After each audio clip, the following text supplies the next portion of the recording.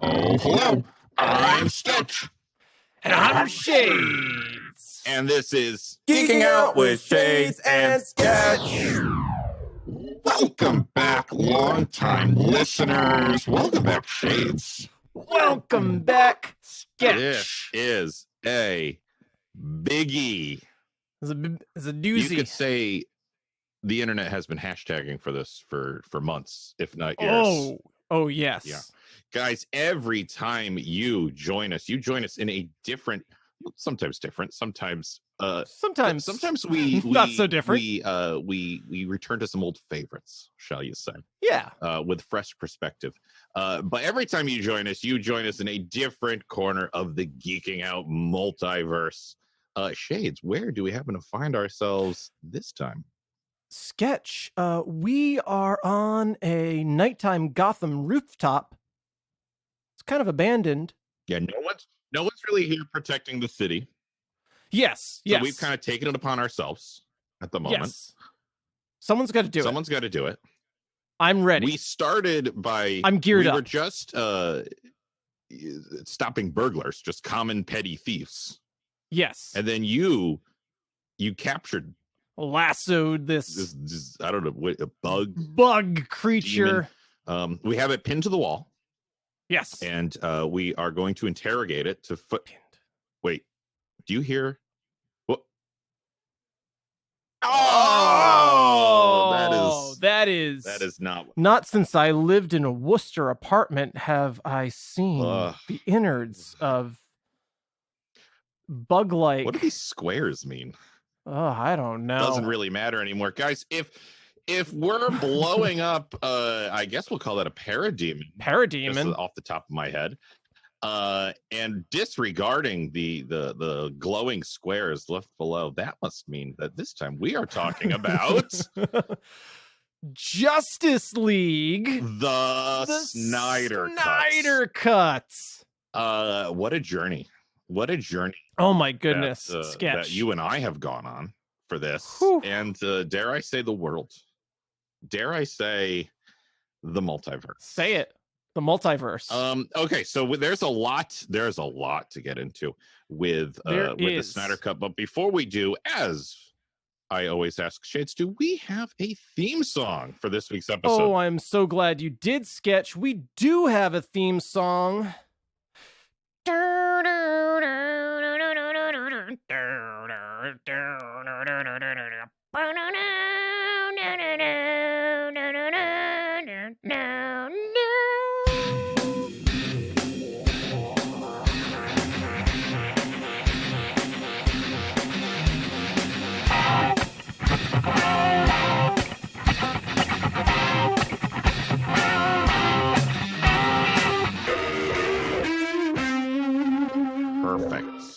Bonus points to our LTLs who got that, tied it together. Yeah. It makes perfect sense. I'm not going to give it to you right now. You got if you get it, you get it. Justice League Unlimited. And if you don't, you don't. That's okay.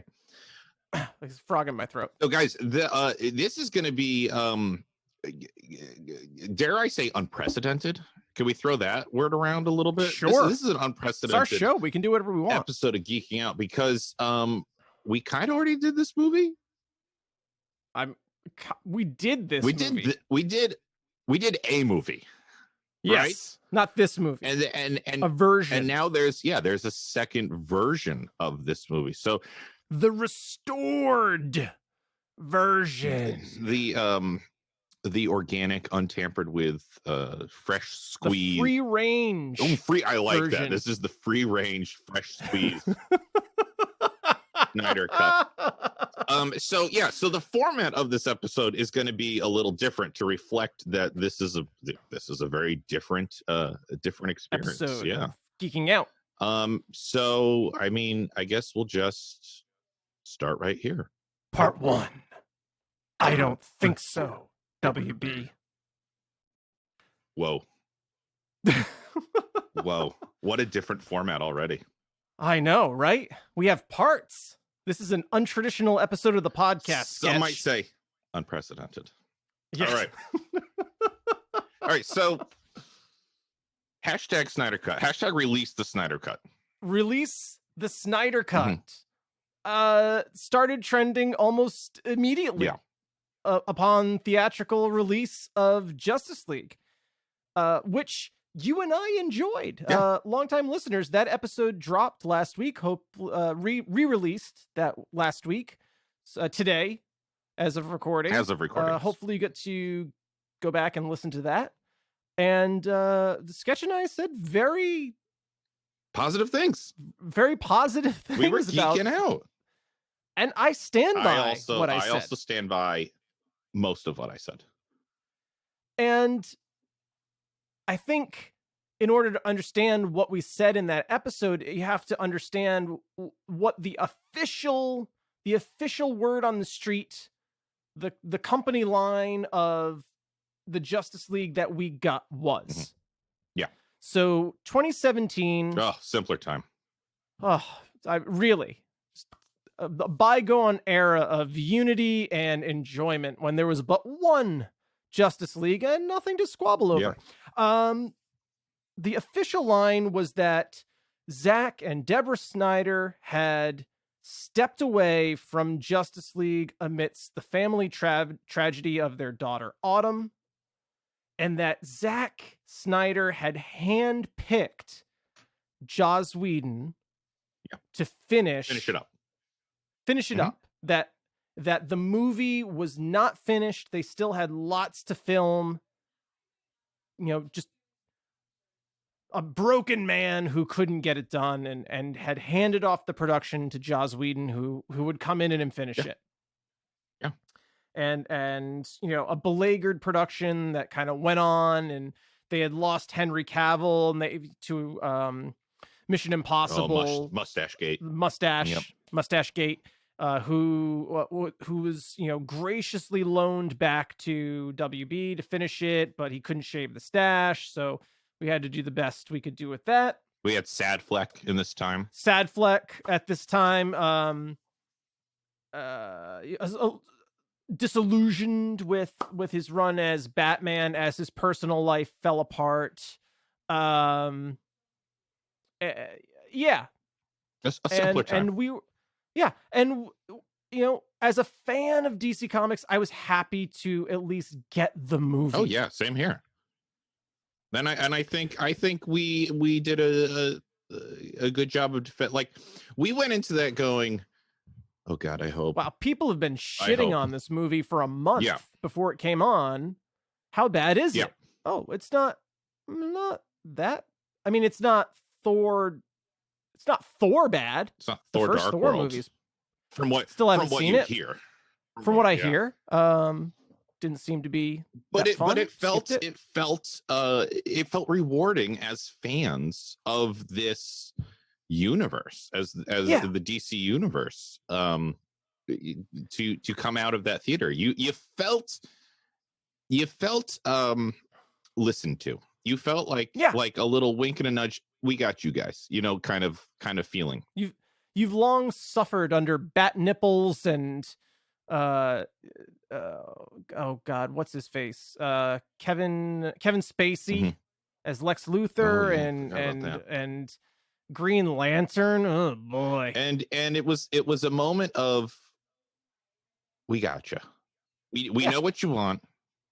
We're gonna give it to you. And there's been some troubles behind the scenes, but we did everything we could, and we got one out to you. And here it is. And you and I, we felt good about it. We had so much fun that night. It was a very fun and night. The following day. That was full on geeking out. I mean, I remember it fondly. But and I stand by the fun that I had, and in that, in re-listening to our episode sketch, I'm like, oh God, in the episode, like, can we see that again? I want to watch it again. I've watched it a couple times since then. I also over have the years, watched it a couple times, and I've still enjoyed it. But I've also said #release the Snyder Cut. Because as early as late 2018, don't think about that too hard. Zack Snyder starts. At first, fans are lobbying it for it, and the actors, Ray Fisher and Jason Momoa, first and foremost started saying like, yeah, of course, like the film exists. We've seen it. Right. Like, release it. Like, not only did they see it, they had a part in making it. I mean, right. Like, yeah, no, we finished that movie. Yeah. It was done. Were you expecting things weren't rolling for all those many weeks and months? Right. Yeah. We're like, something doesn't jive. And then Zack Snyder finally kind of embraces like, yeah, it's done. The official story is not the official story. And do you remember the Instagram that he released that was like the row of cans of Justice League? It was like a rack of film canisters. And his caption was like, of course it exists. Or like, of course it's real. Yeah. And that was kind of like when everything began to unravel. Right. And guys, I'll link in the show notes to the Vanity Fair article that we've talked about a couple times on the pod, where Zach kind of just lays it all out for us. And the conceit of this whole thing, of what nobody knew except those involved at the time, was when the Justice League theatrical, that vehicle, when Zack Snyder left production, the movie was film locked. Oh, they had finished. What does that mean? Shooting. Film locked. That means all of the photography was done and printed, or however that works digitally. Like, they were done with the actors. Okay. All of the filming was done. Yeah. The only thing they hadn't done was the VFX. Okay. And so that's what, at least on paper, they're saying Joss comes in for? They're saying Joss comes in. WB's version of events is Zach never finished the movie. Yeah. He walked off set. I should say that long time. The movie's not done. They have like, according, what we've learned is Joss Whedon reshot like 70% of the movie. Yeah. And when you watch the two side by side, that's clear. So let's clarify some things for our LTLs. When I say they in this conversation, I'm always talking WB, right? The true villain of the DCEU. And then, we got two different Justice League movies. So we got Snyder Cut and theatrical. Justice League, as I've seen it referred to. Oh, yeah. Okay.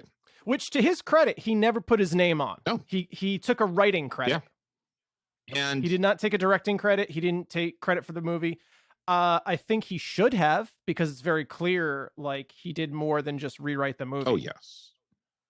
I mean, he shot a different movie. It's with. I mean, this is typically the part of the show where we talk about our own history. What was, without getting into details, your immediate reaction upon seeing Snyder Cut? Holy shit, this is a completely different movie. It's just a completely different movie. Completely different. I went into it thinking like this was going to be a director's cut. And, like, I've seen a director's cut before. Like, it's typically the same movie. Re-edited, reorganized. Yeah. Oh, they left this scene out. Yeah. And now they're putting it back in. So and when I heard, oh my gosh, it's 4 hours and Justice League was only 2 hours, like, that's a lot of footage on a whole nother movie here. Floor. And then I see it and I go, oh, it wasn't just footage on the floor. I mean, it was footage like hidden away in a cabinet somewhere. This is a whole different ball game that we're playing with. Yeah. Chris Terrio, Chris Terrio, the co-writer of the movie, which everybody kind of shits on after Last Jedi. Mm-hmm. Chris Terrio has a couple of Academy Awards. He's like a recognized writer. He's a good writer. We're still talking Last Jedi. We are still talking Last Jedi. Chris Terrio knows his stuff. He has an Academy Award for Argo. Mm-hmm. He has called it vandalism, what WB and Joss Whedon did to it. I think that's strong. I agree that's strong. I get what I get the notion he's going for. Right. But I wouldn't go so far as to say that. But so this official story that Zach didn't finish the movie is just bullshit. Mm-hmm. It doesn't jive. And what we've since found out is when they finished filming Batman versus Superman, they immediately started filming Justice League. Like basically the same production. And the way Zack works, he takes his whole production crew, his editing staff, from production to production to production. They were filming parts of Justice League when they were filming BVS. Because we had those trailers were there immediately when Justice League, when Batman versus Superman came out, we had those vignettes of Cyborg and playing football, the car crash. Those scenes were shot. Right. Like the Aquaman sequences were shot. A lot of the Flash sequences were shot. And there was always that original tagline, "Unite the Seven." So what we've come to find out is that when they were doing the press junket for BVS, when we got all those sad fleck memes, that Ben Affleck is just like totally like he's embarrassed by this. He doesn't think it's good, blah, blah, blah, blah, blah. WB is already meddling with the production of Justice League. Because they want an MCU. They've lost faith. They've lost faith in the architect of their cinematic universe, i.e. Zack Snyder. Right. And so Ben Affleck has signed on specifically to work with Snyder, and he's a co-architect of this universe. He's supposed to have full reign over the Batman character, multiple film vehicles, possibly a TV series for HBO, and now there are lots of cooks in the kitchen, and it becomes very apparent that none of them are going to get to do what they wanted to do. This is getting out of control in a not good way. Yes, and what we found out is like the studio at this point has sent babysitters to the set to tell Zack, you can do this, you can't do that. The thing that we're hearing about now that, he really wanted to do in subsequent JL movies was like a romance between Batman and Lois Lane. Nope, you can't do that. Right. Oh, no, nope, we're doing an HBO Green Lantern series, so you can't have Green Lantern. Nope, we brought on James Wan to do Aquaman, so nope, you can't do that. Yep. Like, that doesn't work. Too many cooks. Too many cooks. And the big thing that is kind of the breaking point is they demand that the movie be 2 hours long. Yeah. Find me a director or a screenwriter, any team that can introduce 6 characters in a 2-hour movie and do it well. Because look, I mean, let's see things from the side of WB for a second. They want this on the level of Avengers. But what they are failing or willfully ignoring is the fact that Avengers is like the end of 5 movies? It's the end of phase 1. And you have near the end of phase 1. And you have for your 3 main heroes, Iron Man, Superman, Iron Man, Captain America, and Thor. You have standalone movies, and in those, you're introducing the rest of the Avengers as well. Right. Your villain in Avengers is primarily Loki, which has already been established. Right. I mean, you're basically taking all of these pieces that have already been established and then telling a 2-hour movie.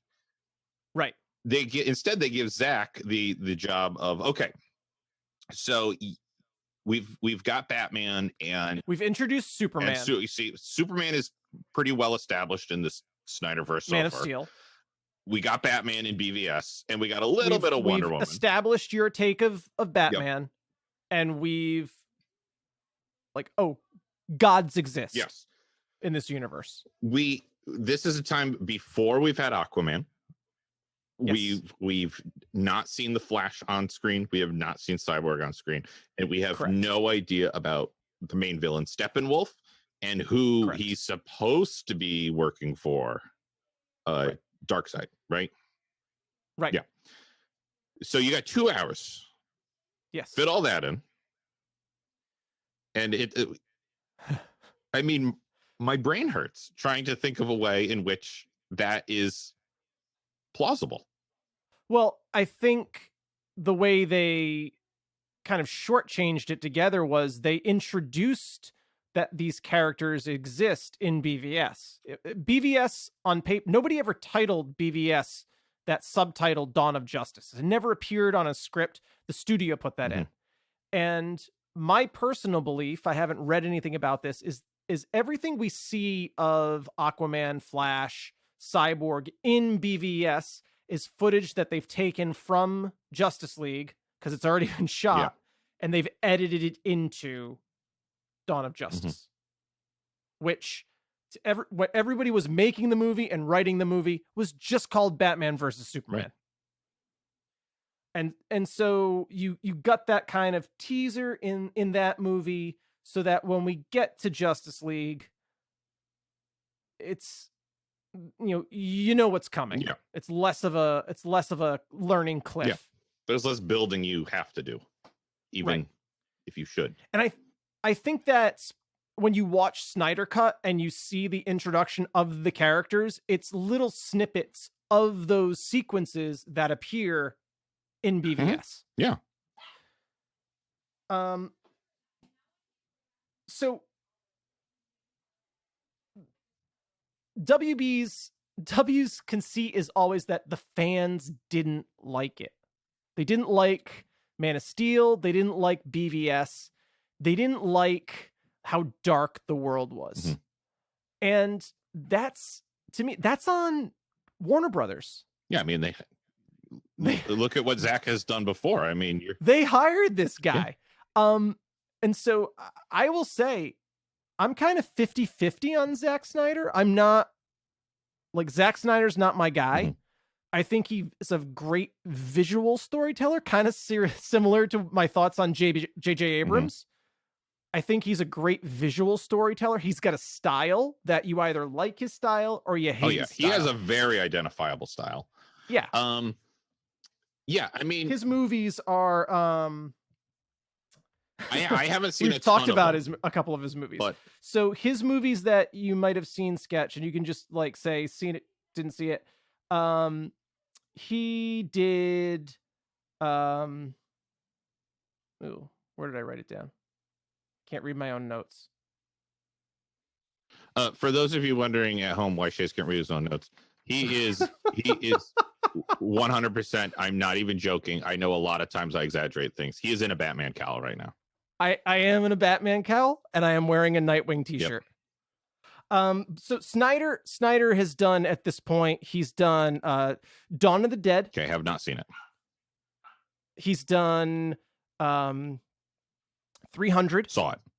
Enjoyed it. He's done Legend of the Watchers. Legend of the Guardians. Legend of the Guardians, the one with the owls that we ragged on. That I didn't even realize that was the Zack Snyder movie. I didn't know that was Zack Snyder. I did not see that.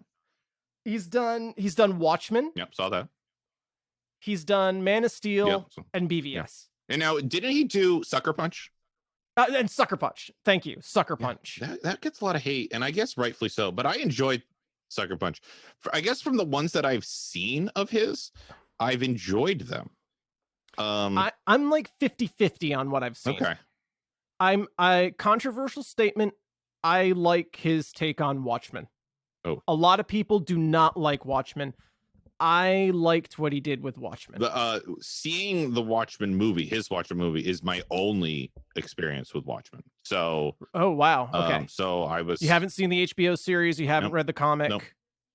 Wow. No, okay. Not until we do a Watchmen episode. Then I'm gonna have to deep dive. I guess you know where we're going in season 3. Maybe season 4. Yeah. Can that one be pushed to 4? That's sure. It feels like there's a lot of homework with that one. I'll say I liked Watchmen. I didn't like Sucker Punch.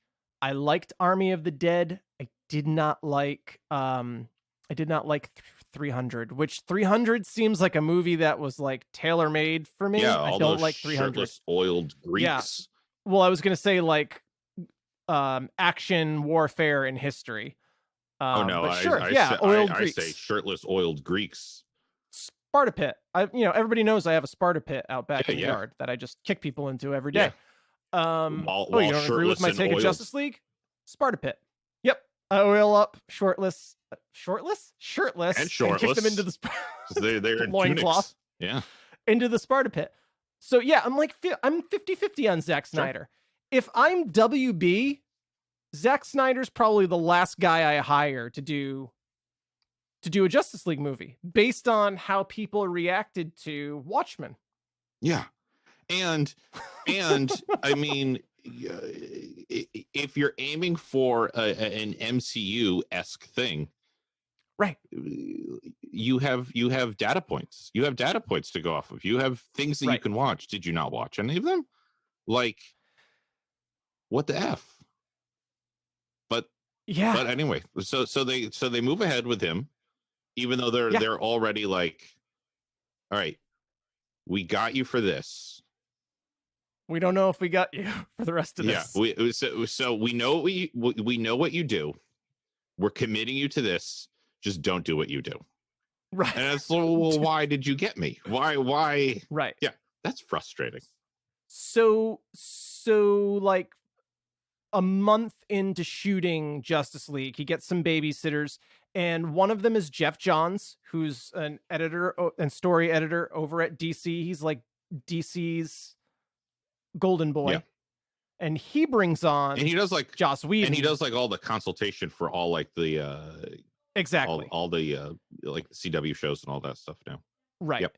And he brings in Joss Whedon because he was also developing a Batgirl movie with Whedon. Yeah, I remember the yeah. Do I call it news? We talked about it. Yeah, I mean it was established. It's not happening. It's not happening, but it was happening. But it was news.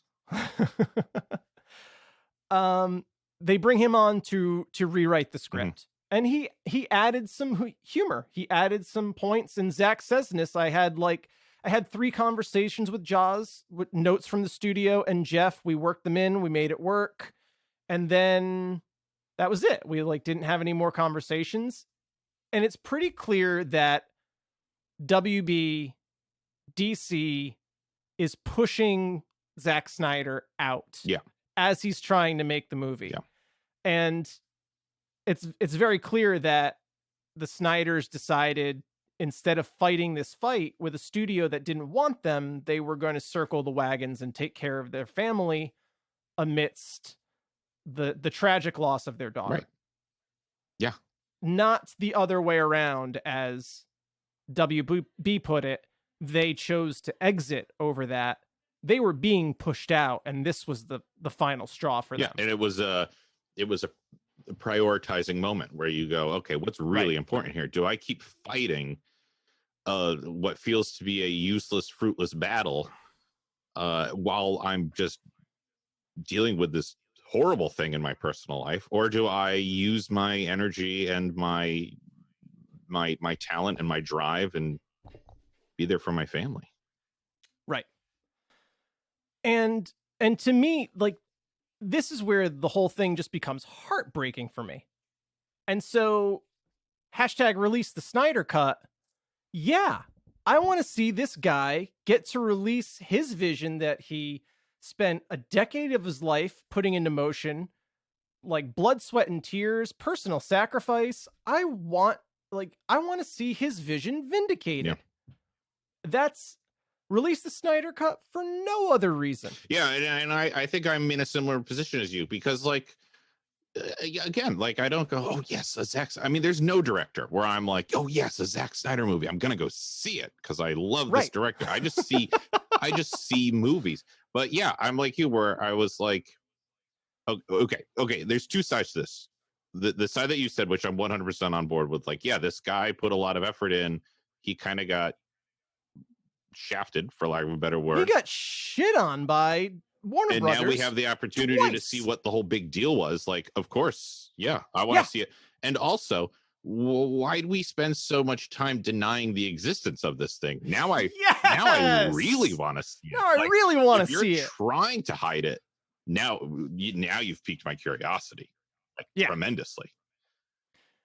So I think it was pretty clear that WB executives had seen the Snyder Cut, the film locked version. They had seen theatrical, and the executives that survived the mass firing that I imagine ensued, because there's been a lot of turnover, were like, oh shit, we fucked up. Yeah.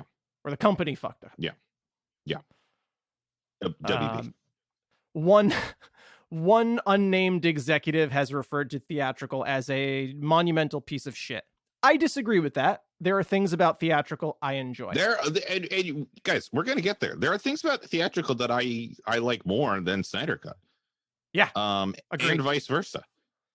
Yep. It's two very different takes on a very similar story. I won't say the same story anymore, but a very similar story. Which is kind of awesome, as you've said, that we get this. We get two sides of this coin. So, Sketch. Yeah. Before we started filming, I told you I was going to blow your mind. Oh, here we go. You ready? I am. Longtime listeners. Ready. Are you ready? Not since Knight Rider have we had such a reveal. Okay, here we go. Sketch. Reveal. I'm just thinking about your oiled Spartans. Yeah. Here we go. Whoosh. Would you believe that this is not the first time that the WB has shit canned a Justice League movie? Oh. No. Okay. So, Sketch. Have you ever heard of Justice League Mortal? I have not. Do you remember circa 2005? Oh, back in 2005. Okay. The Dark Knight days. Yeah. Christian Bale, Christopher Nolan. Yeah. There was talk of Christian Bale reprising Batman in a Justice League movie. Okay. Alongside Brandon Routh as Superman. Do you remember that? No, I mean, I don't remember talks of this. Okay. I do. I remember this. Is Christian Bale going to be Batman in a Justice League movie with Brandon Routh? Are we going to get Justice League? And Chris Nolan, who's an executive producer on Justice League Mortal and executive producer on Snyder's Justice League and theatrical. They're like, let us finish the Dark Knight trilogy before we start talking about all this stuff. And it kind of goes away. And the next time we hear about Justice League is like around Man of Steel. Well, in 2006, 2007, Warner Brothers taps George Miller, Mad Max, to craft his version of Justice League. Interesting. And he agrees if only they will shoot it in Australia. Okay. WBC, yes, all in. Take all the money. You got a $200 million budget. $200 million. Go to Australia. Do whatever you want. We're on board. And the story they craft is the DC Comics era of the 2000s, post-identity crisis. Batman doesn't trust the Justice League. They've removed his memories. He creates Brother Eye, the Omax rise, the Infinite Crisis. The Justice League kind of turns on itself. The Omax swarm in. Maxwell Lord gets his head spun around and snapped by Wonder Woman on national television. It's a shit show fiasco. It was a crazy era. That's the story they're going to tell. Then Wonder Woman tells everyone to like hope through a lasso in the satellite, right? And then everyone denounces their wish. Exactly. Okay. Yes. Yeah, I know. Exactly, I know this story. Yeah. So 2007, they do their casting. You got Armie Hammer as Batman. You've got Megan Gale as Wonder Woman, Adam Brody, who's going to be Barry Allen, Aaron Brody, who plays adult version of Freddie Freeman in the Shazam movies. He's Freddie's Shazam body. Oh, yeah. He was going to play Flash. Oh, I like that. DJ Catrona as Superman, Hugh Keys Byron as Martian Manhunter, Jay Brunel or Jay Brucknell. You know who I'm talking about, right? I don't know actors. This guy. You know him. This guy. I mean, I'm looking at a picture. I don't really. Yeah. Doesn't he do How to Train Your Dragon? He does the voice of Hiccup. Yes. Thank you. The voice of Hiccup. Okay. Yep. Santiago Cabrera as Aquaman, and Common as John Stewart, Green Lantern. You know how I feel about Common. We've talked about Common on this. We've talked about Common before. I'm a fan. I like Common. It just ruins Google searches. Sketch. How far do you think they got into production? This far. They got this far into production. Wait, that's real? So Shades is showing me currently they're all in costume. Yeah. Wait, I can't see John Stewart because you're in the way. So I'll move you. This is a stand-in. Oh. This is a stand-in for Common. Yeah, because he's white. Who they would have superimposed. So these are the costumes. Yeah. These aren't necessarily all of the actors. Wonder Woman. Who did I say was playing Wonder Woman? Megan Gale. Megan Gale, yes, I just pulled that out. In costume. I don't even know who Megan Gale is. You're a professional, Sketch. But so not all of these actors are in the costumes, but these are the costumes that were intended. If you look at the Batman costume, it kind of has like servos and stuff on it. So they were going for like that Kingdom Come idea of the Bat costume, and all of the costumes are inspired by like the Kingdom Come. Alex. Yeah, sure. No, I see it very clearly. Can't think of his name, but it's inspired from that era. Alex Ross, Kingdom Come costumes. They got so far into production that the whole cast is in Australia. They've started pre-production, and the 2007 writer's strike is impending, and so they're throwing all of their ideas at the wall. Like they're getting the script together. They get the final version of the script together, and the whole cast is there. The writers are there. They've tried on their costumes. They've done screen tests with everything. And WB says, hold on, strike. We got to go into hold. And the strike wound up lasting like 3 weeks. Yeah. But that brings us into the impending collapse of 2008. And so they've done all this work. They got the costumes, they got the film crew, the actors are there, and WB pulls the plug. Done.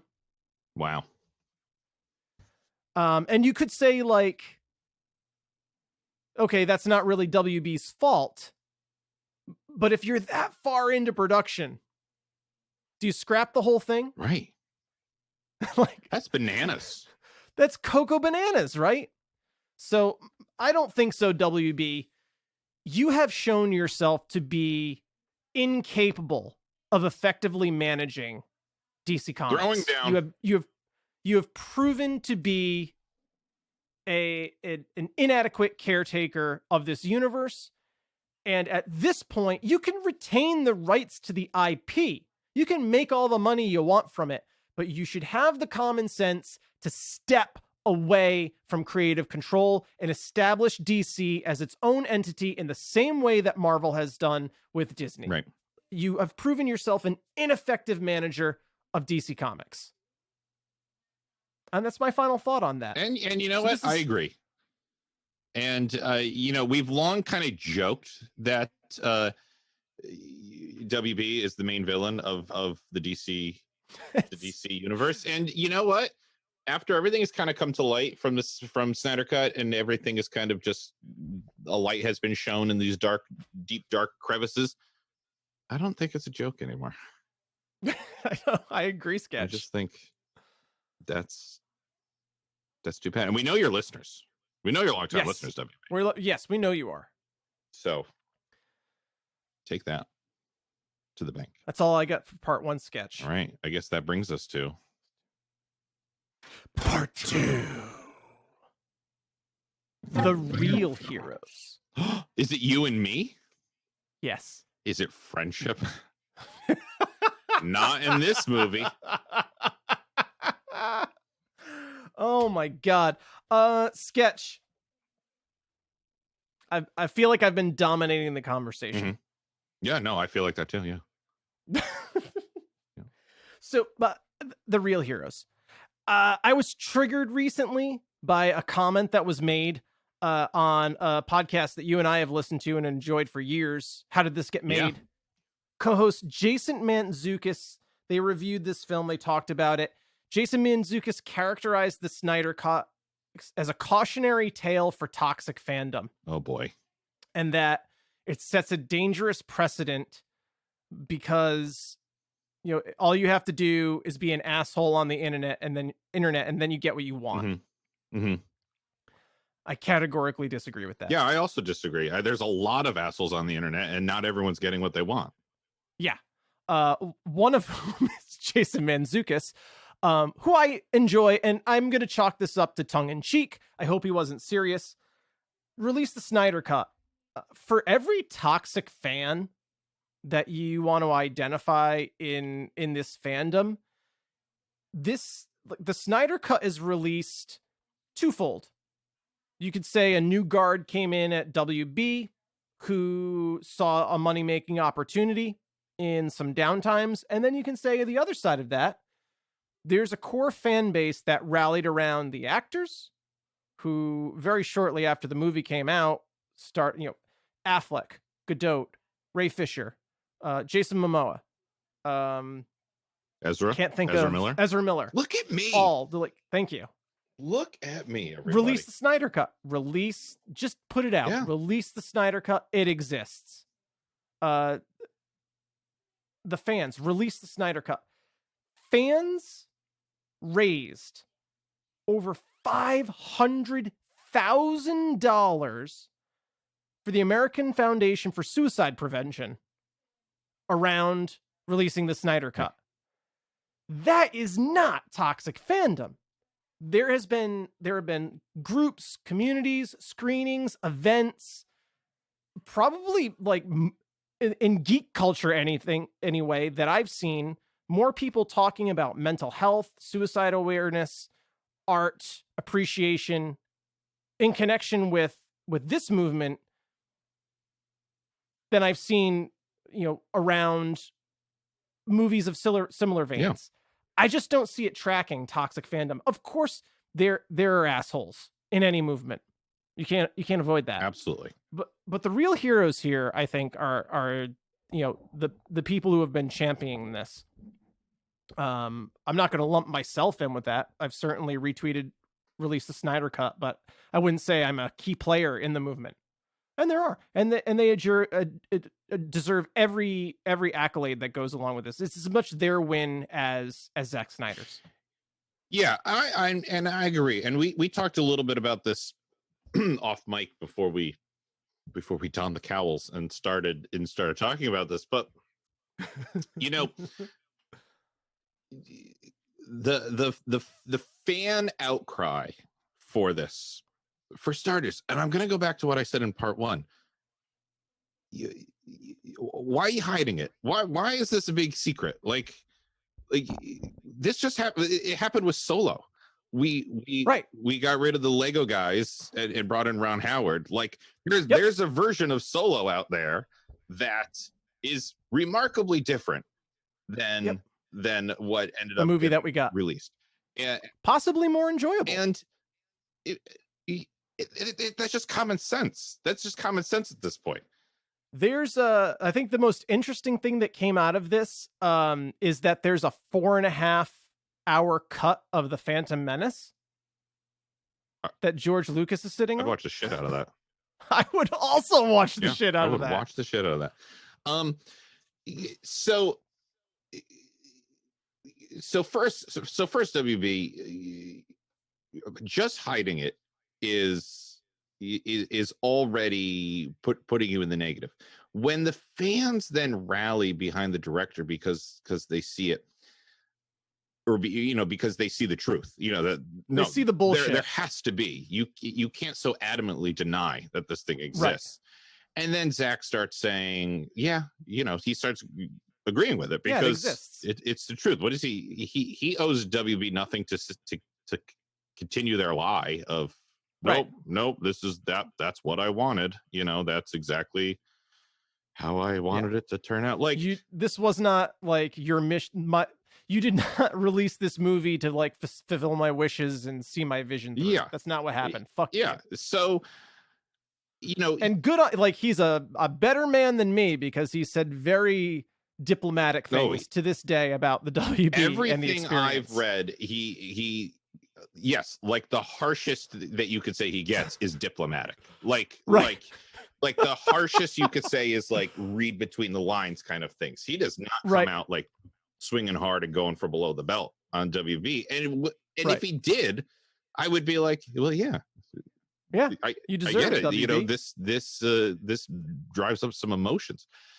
But here's what I think the fans showed WB that there is an audience who wants to see this, right?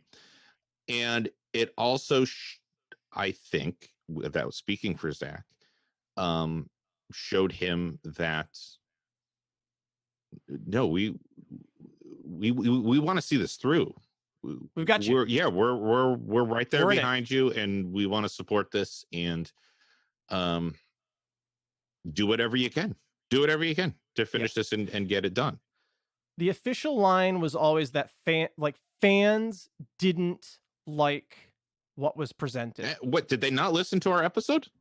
Clearly they did not listen to our episode. This was proof of concept for WB. Yeah.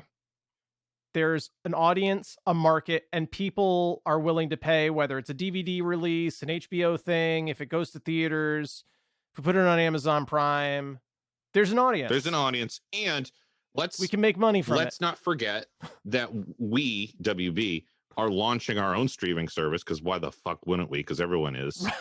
And oh no. At least they didn't call it Warner Brothers Plus. It almost was WB Plus. And oh no, we don't have much of anything anyone wants to see. Right. Nobody's lining up to watch Gone with the Wind. No. And what's our big flagship movie that's launching this? Wonder Woman 84. Oh boy. Well, maybe people are going to want to rewatch Game of Thrones. No. Said nobody ever. But oh my God, we have this thing. We have this already made movie, literally, that people are clamoring for. At that point, it's a no-brainer. It's the definition of a no-brainer.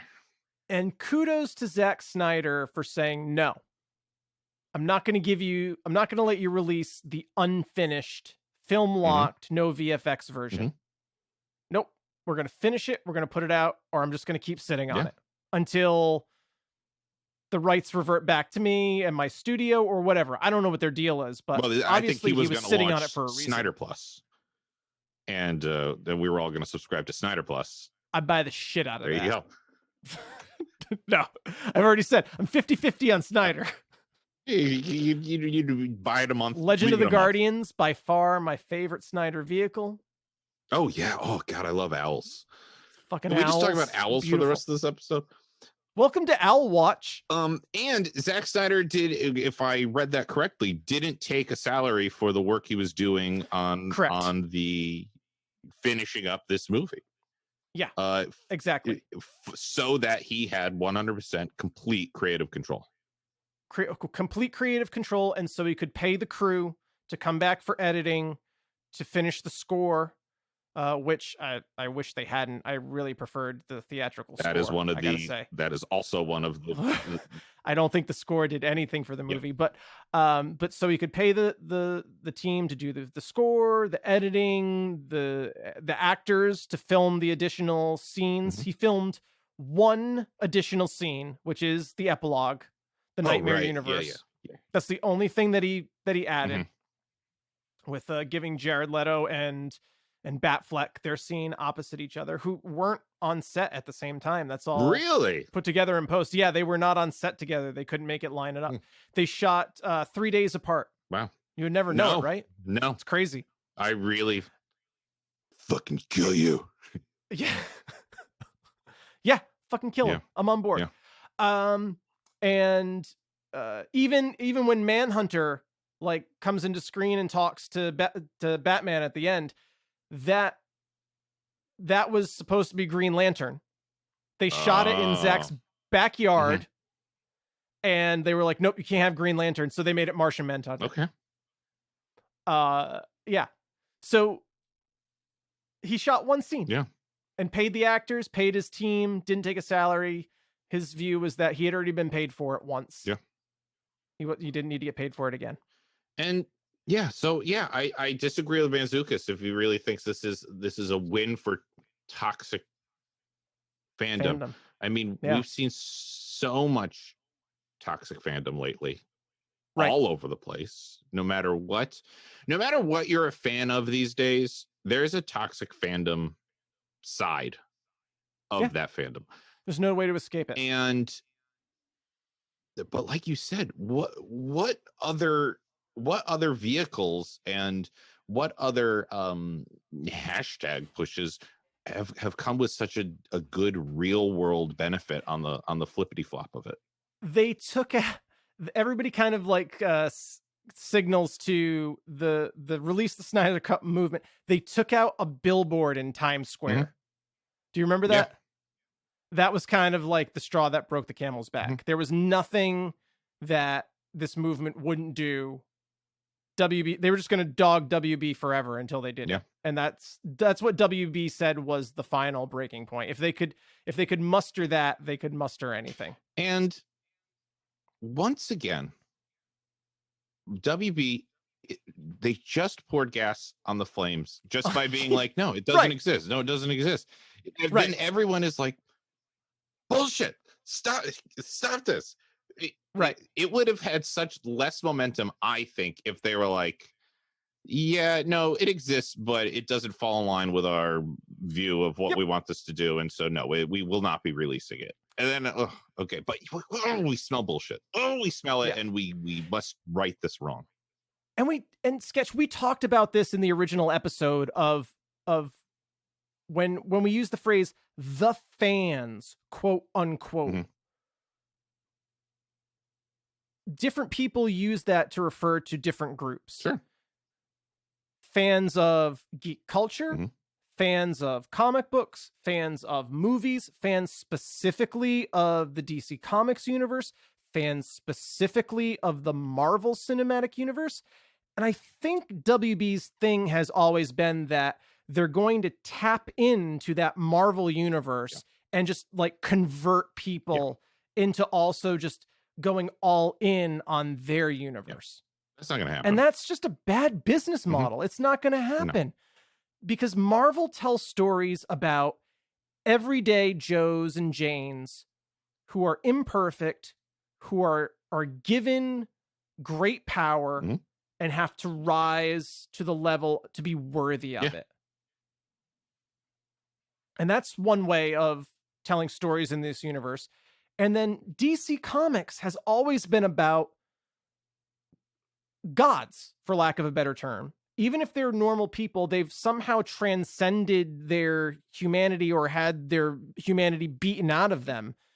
Beings of immense power who have lost touch with humanity or are not of humanity, who embrace humanity or have to find their humanity or a reason to care. And that's so much more compelling to me. And maybe it has to do with like being raised in like, someone who has like fallen off the Catholicism wagon. Like I can't help but have that in the back of my head. I'm much more compelled by like, okay, there is an all-powerful being in the universe. Why do they care? Why should they care? Yeah. And that's always been the problem with Superman, right? Oh, yeah. Why does Superman care about humanity? Oh, because people, like two humans, were kind to him and raised him as a human? The minute he gets his powers, like, fuck, that's gone. Yeah. Like, that's what Watchmen's all about. Ozymandias is, like, has transcended humanity because, like, he's 10 steps ahead of everybody. He's not human anymore. Right. And like Dr. Manhattan, he's not human anymore. I'll give you ready. You ready for this? I'm going to sum it all up for you, right? I'm going to distill it down. Here's your difference between the MCU and the DC EU or whatever they call it, right? Yeah. Think about the MCU for a second. Think of all the heroes, right? You got them all in your head? Yep. Think of how many of them have a secret identity. 0. Okay. They are known to be heroes, and they are called upon to be heroes. Now think of the DC EU. How many of them have a secret identity? Every single one of them. Because instead, like you said, we're starting at the god status, and the real story here, the real crux of this is how do I put on the mask to be one of them, one of the many, right? One of the people I'm protecting. And here's the thing, guys. You can like either of those. You could like both of those. Yeah, I do. But WB/DC, like Marvel's got their thing. And then you hired an actor who wants to go the other way. I mean, not an actor, right. A director who wants to go the other way. Right. What were you expecting at this point? Yeah. And like I said, I don't understand why they hired Zach, but I will say I think Zach is a guy who really understands these characters and has a real appreciation and love for them. I think that's reflective in all of the casting decisions that he made. I think every single one of the actors that he chose to inhabit these characters, 100% the right person. Yeah. Yeah, I agree with that. And right down to, I'm really going to bring it in here, right? Let's bring it in. Let's get close, guys. Probably the thing that has been most ridiculed in the DCEU is Martha. Martha. Mother Martha? The Martha. Is his name Mother Martha too? The Martha box is calling me. And yeah, on the surface, it's pretty ridiculous. You know what? It's Martha's Day weekend. Happy Martha's Day God, happy Martha's Day, everybody. Okay, so Martha. We all know what we're talking about. Superman says, save Martha. Batman, like, his brain ceases to function on all cylinders, and he appears to have a stroke. Why'd you say that name? Yeah. Okay. Here's where Zack Snyder's a guy that really understands, like, this universe and this character. Sketch. What is Batman's actual mission? Are you asking me that? Yeah, I'm asking longtime listeners. Right into the show. What is Batman's actual mission? I feel like there's a right answer you want me to say, and I don't know. There's an answer that has been repeatedly given to us in the comics. Okay. When Batman explains what his mission is, it's a very clear delineation of why he does what he does. And isn't it just so that there's not a repeat of what happened? There's not another child who loses their parents? Yes. That's exactly it, Sketch. That is Batman's core mission. Now, depending on what your entry level into the Batman universe is, if you only know Batman from the animated series, you will have a different answer to that question. Batman will not kill people. He will never deviate. He's vengeance. He's the knight. He's Batman, blah, blah, blah. Love the animated series. But if that's your only entry into Batman, you're going to have a different answer to that question. If your entry into that answer is the Dark Knight thing that Chris Nolan did, you're going to have a different answer to that question. If you've been reading Batman comics, if you've been consuming all of this shit, then his answer is that so another child in Gotham doesn't wind up with their parents in the government. That's his mission, to stop another kid from losing their parent and winding up like him. Thank God I got that. Thank God. Oh, yeah, that could have been bad. So when Superman says, save Martha. Why do you say their name? In that moment, Batman does, his brain does cease to work. Yeah. Because Batman is now, he has gone through all of these things that have happened off screen. Dick Grayson's dead. Everything he's done in Gotham has been a failure. And now wait, Dick Grayson's dead? Or Jason Todd? Yeah, Dick Grayson. Dick Grayson is the Robin in this universe that Joker killed. God, oh no. Yeah, I know, right? Sad take times. Back the Snyder Cut. Right. Hashtag box up the Snyder Cut. I need my I just dick. broke sketch. But so Grayson, so everything Batman has done, he's a failure. And now he is the thing he's been fighting his whole existence. He is the cause of not only of a child losing their mother. Yeah. The one thing. That shows a deep understanding of the character. Now, does it work on screen? Art is subjective. I'm not going to say it works. It doesn't work. It was not the deal breaker that it seemed to be to the great majority of the internet to me. Like, okay, maybe they could have used a different cut of that scene. Maybe they could have worked on it a little bit more. But that shows a deep fundamental understanding of the character. Yeah. No, I agree. So yeah, Batman would have a crisis of conscience in that moment. Like, why did you say that? What, how do you know? He is the thing that he has been fighting his whole life. Yeah. Oh, Martha's his mom. Yeah. Fuck. I'm an asshole. Yeah. I'm the murderer.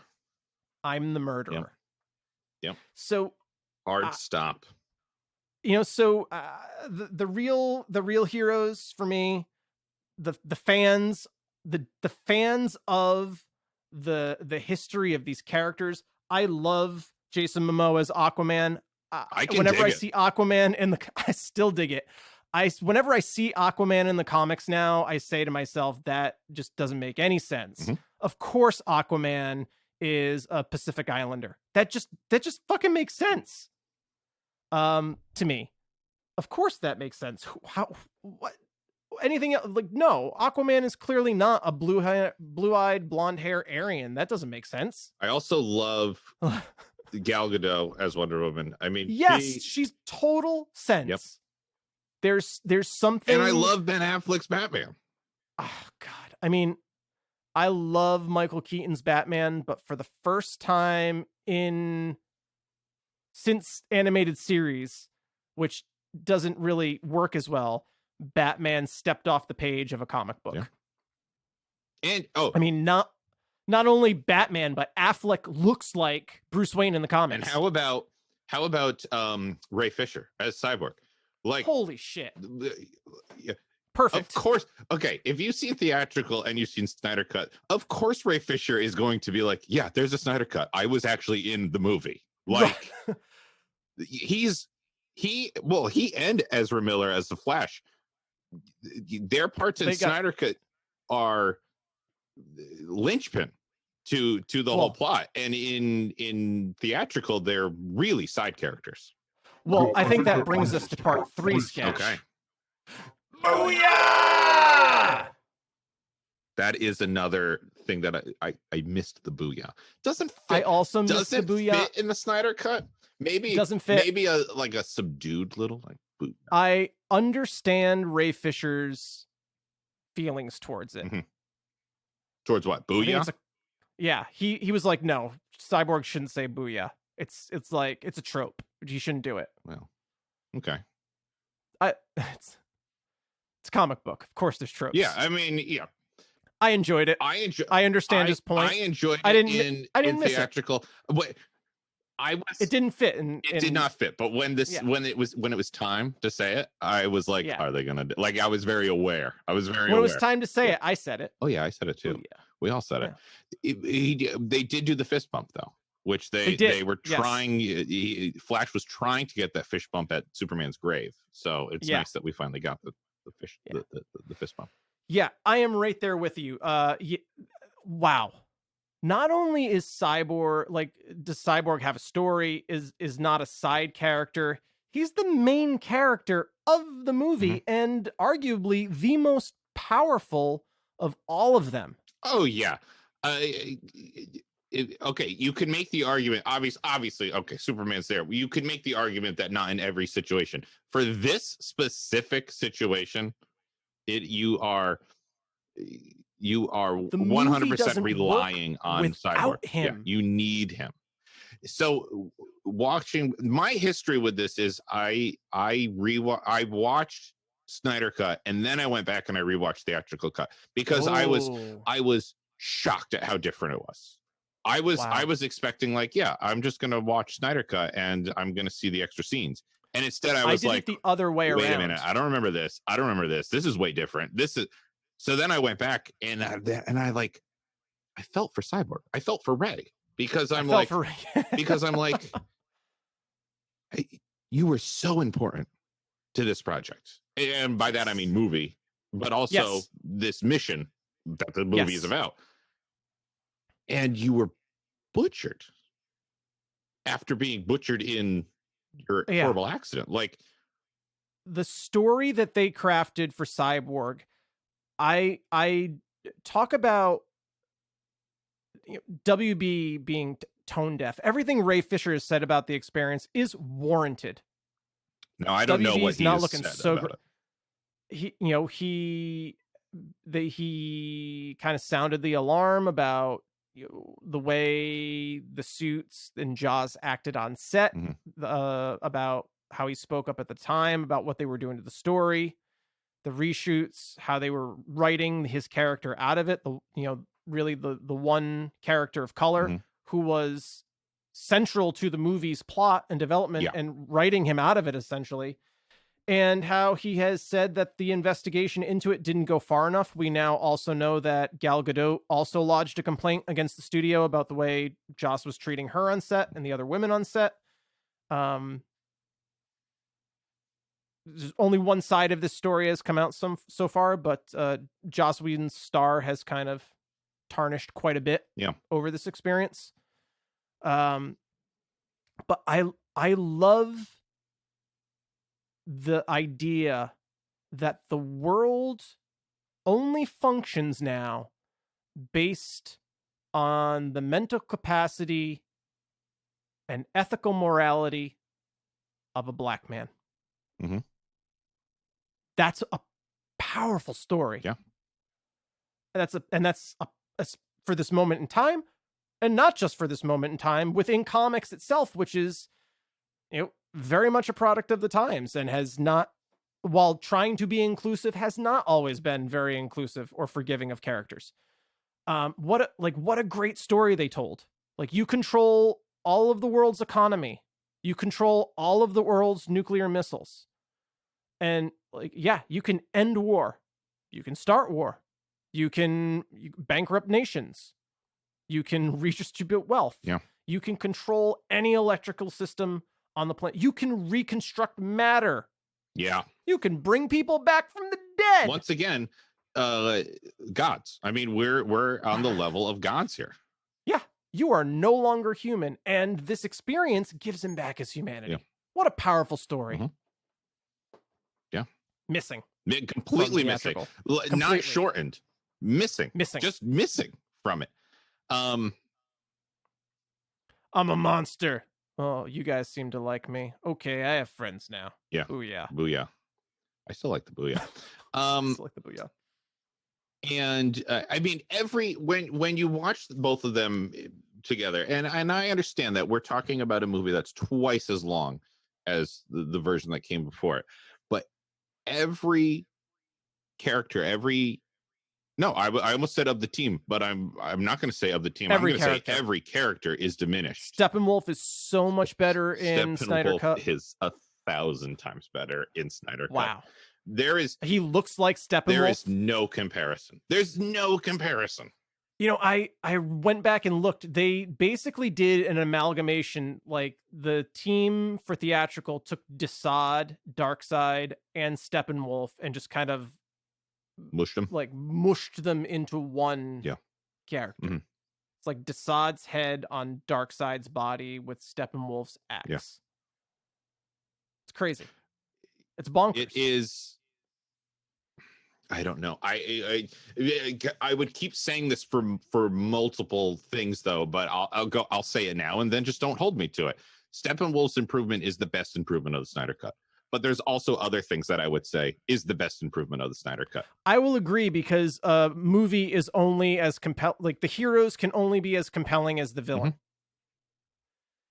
And I was fine with him in theatrical. I was fine with him. Yeah, he was like this crazy religious zealot. Yeah, and now that I've got Martha, the Martha box is calling me. Did you just say Martha? Why did you say Martha? Are we all best friends now? Now that I have this Steppenwolf, I hate the old Steppenwolf. When I went back to watch Justice League theatrical, I was just like, this guy's dumb. This guy's dumb. And I like Ray Porter, who is the actor who voices and mocaps Darkseid. Is like, I'm in this version. It's better. Well, fair point. I appear in this version. But literally everybody is better in this. Like every character is better. And you could say that it's because there is just more time to spend with them. But I don't know. I mean, look at Lois Lane, right? So Lois Lane's like her big emotional scene where she's talking to Ma Kent about like what life has been like since Clark died. Right. It's a completely different scene. We're not talking about an extended scene, or we're not talking about a reshot scene. It's two completely different scenes with completely different dialogue. And they, between theatrical and Snyder Cut, they are leagues apart. Yes. Leagues of unintended. Unintended, but I'm going to intend it now. Well, same thing with I'm sorry, I don't want to cut you off. Go for it.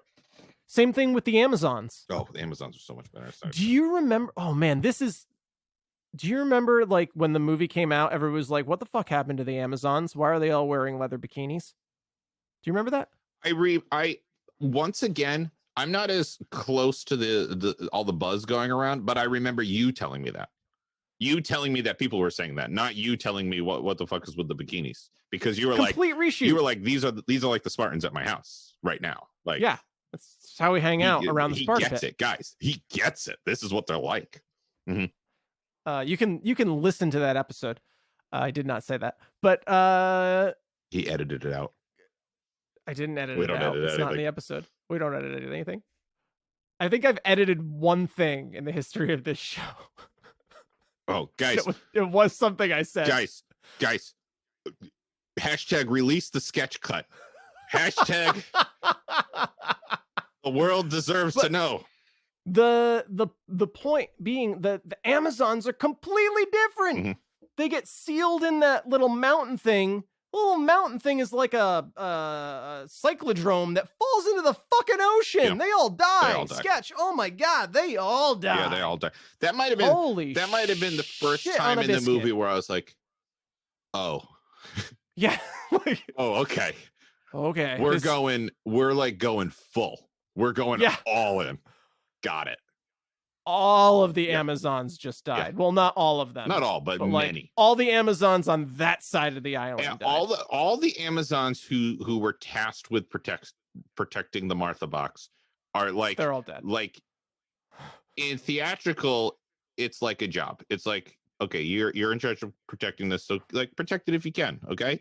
And in Snyder Cut, it's like your existence is to protect this box. Yeah. If this box is unprotected, you cease to exist. That's the deal. Right. And at that point in the movie, I'm like, intense. I'm like, oh, okay. When Connie Neal, everyone means like business. Yeah. When Hippolyta is like, I'm like, oh shit, Hippolyta is not gonna make it out. Yeah. And like, she's ready to stay there. Like, oh man, that was crazy. That was the first time I was like, oh shit, I was on the edge of my seat. Like, heart was beating. Completely different. Okay, here's a big question. Would the movie have been over right then if the Amazons didn't FedEx Diana the golden armor in 1984 and one of them just had the golden armor? Based on 1984, I mean, I think that was a real misstep from the Amazons that they sent it away.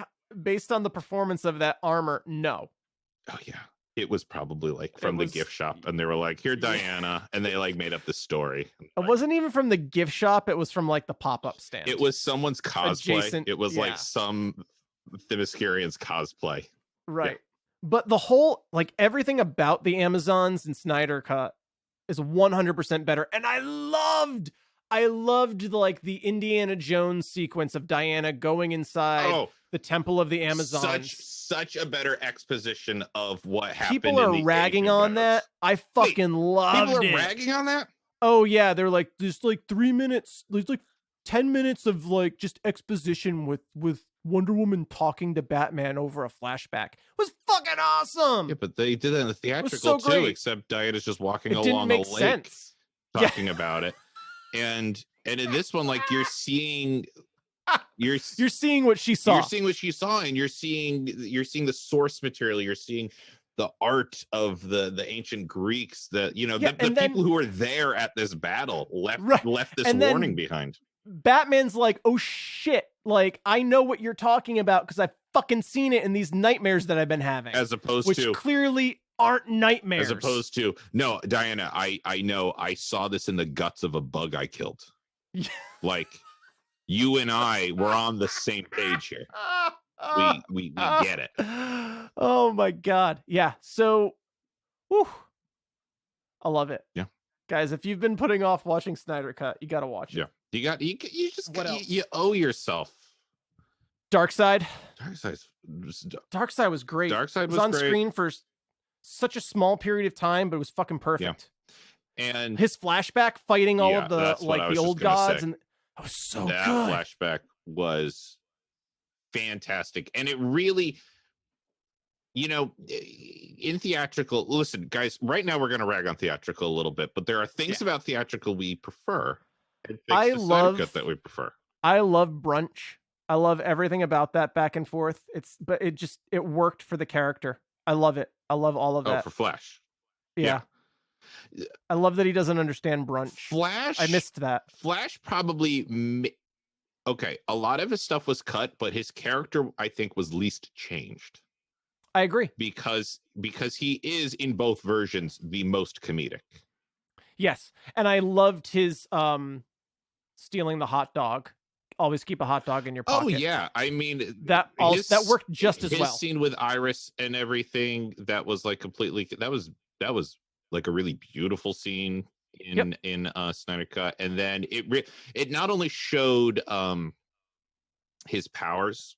Obviously, it was our first showcase of his powers, but it also, once again, like you were saying, that Zack gets these characters. I mean, it wasn't just that he was moving fast; he was thinking fast. He was thinking steps ahead. So yeah, sure. When I'm watching it, I'm going, "Why the fuck is he grabbing a hot dog? This is a little too silly." And then the scene ends, and I'm like, "Oh God damn it, Barry Allen! He's quick. Get it? Yeah, pun, but also not a pun." Right. What was I saying about something that we're about to rag a little bit on theatrical? Oh yeah, so theatrical, like, kind of in the whole setup of this war with the gods and the ancients against Steppenwolf at that point. Diana tells you it was only by coming together that they were able to drive him back. Right. In Snyder Cut, you fucking see it.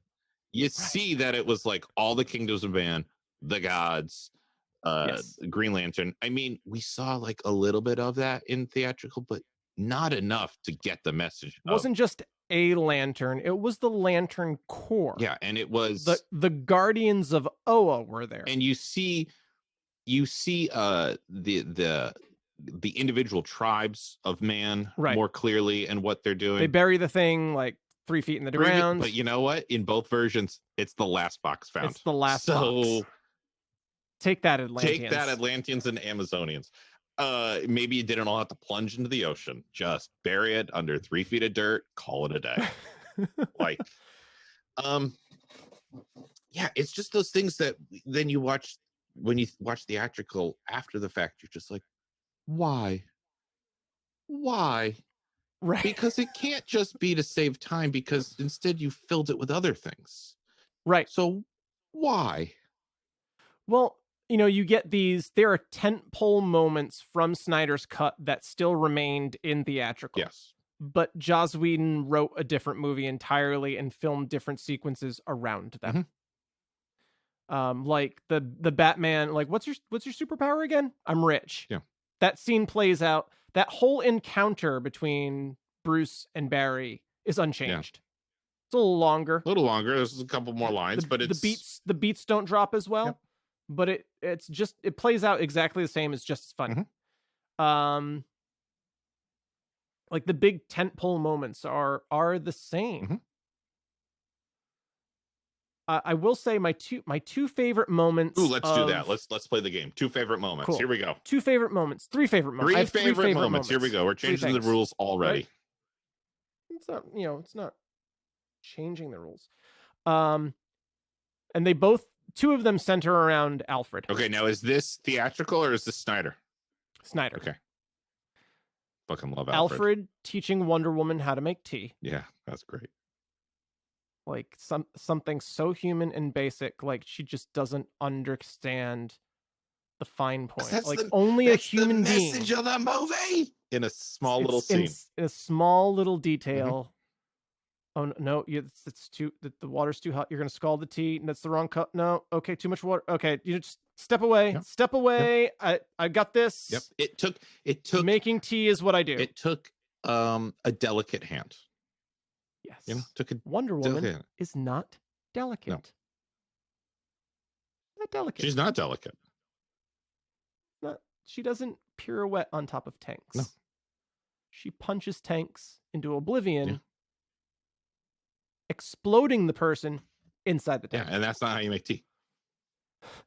Yeah, great scene. I was shocked when she exploded the terrorist out the side of a building. Oh yeah, she blew him up. That was horrific. She straight up blew him to pieces with her gauntlet strike thing. Yeah, and exploded a lot of terrorist heads against walls too. That was, and I think I said this in our 84 episode, like Wonder Woman, her compassion is tempered only by her rage. And that's like what I love about, I don't think I said it the same way, but like, that's what I love about Wonder Woman. Like, she doesn't lead with compassion. Yeah. She leads with strength. But like, she genuinely cares. Yeah. Even if she doesn't understand why she cares. Yeah, absolutely. But that won't stop her from like ripping the head off of a terrorist. Speaking of Wonder Woman, not to bring it back to Wonder Woman 84, but Snyder Cut and theatrical, watching them both so recently, it really makes me go to 84 again and go, why the fuck get rid of the sword and the shield? That is such compelling action scenes with Wonder Woman. Yep. And it makes her so unique to the whole superhero stage. And she's so good at it. Like we're talking about poetry in motion when you're watching Diana wield her weapons. And I mean, we all know at the core of it, she is the weapon and they are extensions of her, but god damn it, is it artful. Yeah, strong agree. Okay, so you gave us the Alfred. My first one. When Batman says, "This is Alfred, I work for him." Yeah, I love that too. That is so gratifying for their journey from BVS all the way through. At this point now, I say all the way through, but over the course of 2 movies, that Batman's been wrong all this time, for decades, let's say. Yeah. He's strayed off the course. Alfred has never strayed from the mission. Batman strayed from the mission. This is Alfred. I work for him. Yeah. And then we're 2 hours and 15 goddamn minutes into the movie before Batman puts on the Batsuit. Oh, I didn't even realize that. And that was so fucking gratifying as a fan. I loved, if we're talking Batman for a second. And I loved that sequence on the fucking rooftop in theatrical. Oh, I did too. I did too. You're 2 hours into the movie before Batman suits up. Yeah. And that was gratifying. It really establishes that his mission is not, and it's in terms of framing, that this is not Batman's story. Yeah. And that's what was one of my biggest joys of the movie. Was again, we're talking gods, right? We're talking gods, and Batman is the furthest thing on this team from a god. Yep. Especially at this point in his story, his role, and everyone has such an important role in this movie. Every single person on that team has a role to play, and his role at the end of the day is to get the team together. And at the end of the movie, when it's literally gods fighting, Batman has the sense enough to stay away. Like he's like up on the edge of the reactor, kind of looking down, being like, he takes out all the perimeter defenses so they can get inside. That's his, and essentially a suicide mission. I can sacrifice myself. He's not expecting to come back from this life. No. Superman doesn't show up, he's dead. Yeah. And he is, for all intents and purposes, this is for the first time, Batman's a supporting character in this story, and it works. Oh, it works great. It works. He's integral to the movie because he's our bridge to the gods. Right. But he knows that, okay, once we get this story going and we're all invested in the gods, this isn't my story anymore. This is not about me. And it's very gratifying to see that Batman. Yeah. I agree. Strong agree. And it really harkens back. Do you remember the finale of, maybe it wasn't the finale, maybe it was season 2 of JLU, where Darkseid shows up, they have to fight him, and Batman's like throwing batarangs at Darkseid and just getting pummeled. Oh, yeah. And Superman's like, Batman will never give up until he draws his last breath from his body. Like, you can't win, Darkseid. And that was this Batman on screen, which is something that no other director has done. And we talked about this in theatrical, that we see a vulnerable Batman at the end of his career who, like, how much longer can he do this? Joss Whedon does that with a conversation. Zack Snyder shows us that through the course of a movie. Batman can't hack it. No. If Alfred doesn't make his gauntlet thing, like, I love that Batman's gauntlets had a fucking story arc in this movie. Like, and see, if not for Alfred, Batman would have died an hour into this movie, or 2 hours into the movie. That was appropriate levels of humor in this, when Wonder Woman's like, oh, energy absorbing gauntlets. Oh, how original, like to Alfred. I mean, that's fucking gratifying. That is very much so. That's good storytelling. So those are my three favorite moments. Do I have 3 favorite moments? That's the 3 moments that stood out for me. I mean, in comparison, like, to say that like Cyborg's story stood out, well, it doesn't exist in one cut of the movie. It's amazing. I love it. I don't understand why they took it out. But when you're talking about framing of character developments and things that Zack Snyder, I will say, he's a man who tells stories in the details. And that's beautiful. That's something that's lost in storytelling today. I'm really trying to think, because I was not prepared for this. I don't know. Maybe you'll have to come back to me. Maybe I'll have to come back to me. I mean, one thing that we haven't talked about yet that doesn't exist at all in theatrical is Flash reversing time. And in that, let's do it. In those final moments. I mean, okay, so first off, Justice League loses. They fail. Everybody dies. And when we say everybody dies, we mean including Flash. Everybody dies. Everybody dies. And then Flash, taps him the Speed Force and he starts going back in time. How far does he go back? I mean, it's Superman 2. No, Superman 3. Superman flies backwards and changes the rotation of the Earth and turns back time to go and save Lois. So there you go. So it's established in DC lore. Yes, you can do this. So he starts going back, and they were smart. That was not the first time he did it, because he did it when they were resurrecting Superman. So it was already established in the movie. But gosh, when he's when he's doing that run and he's pushing himself so hard and he's just like thinking and talking or monologuing like to his father that like his body's breaking. His body's breaking, dying. and you know his arc is you know from his father that like you know you could go so far. You're not pushing yourself. Yep. And now he's pushing himself further than any person on the planet in these nanoseconds.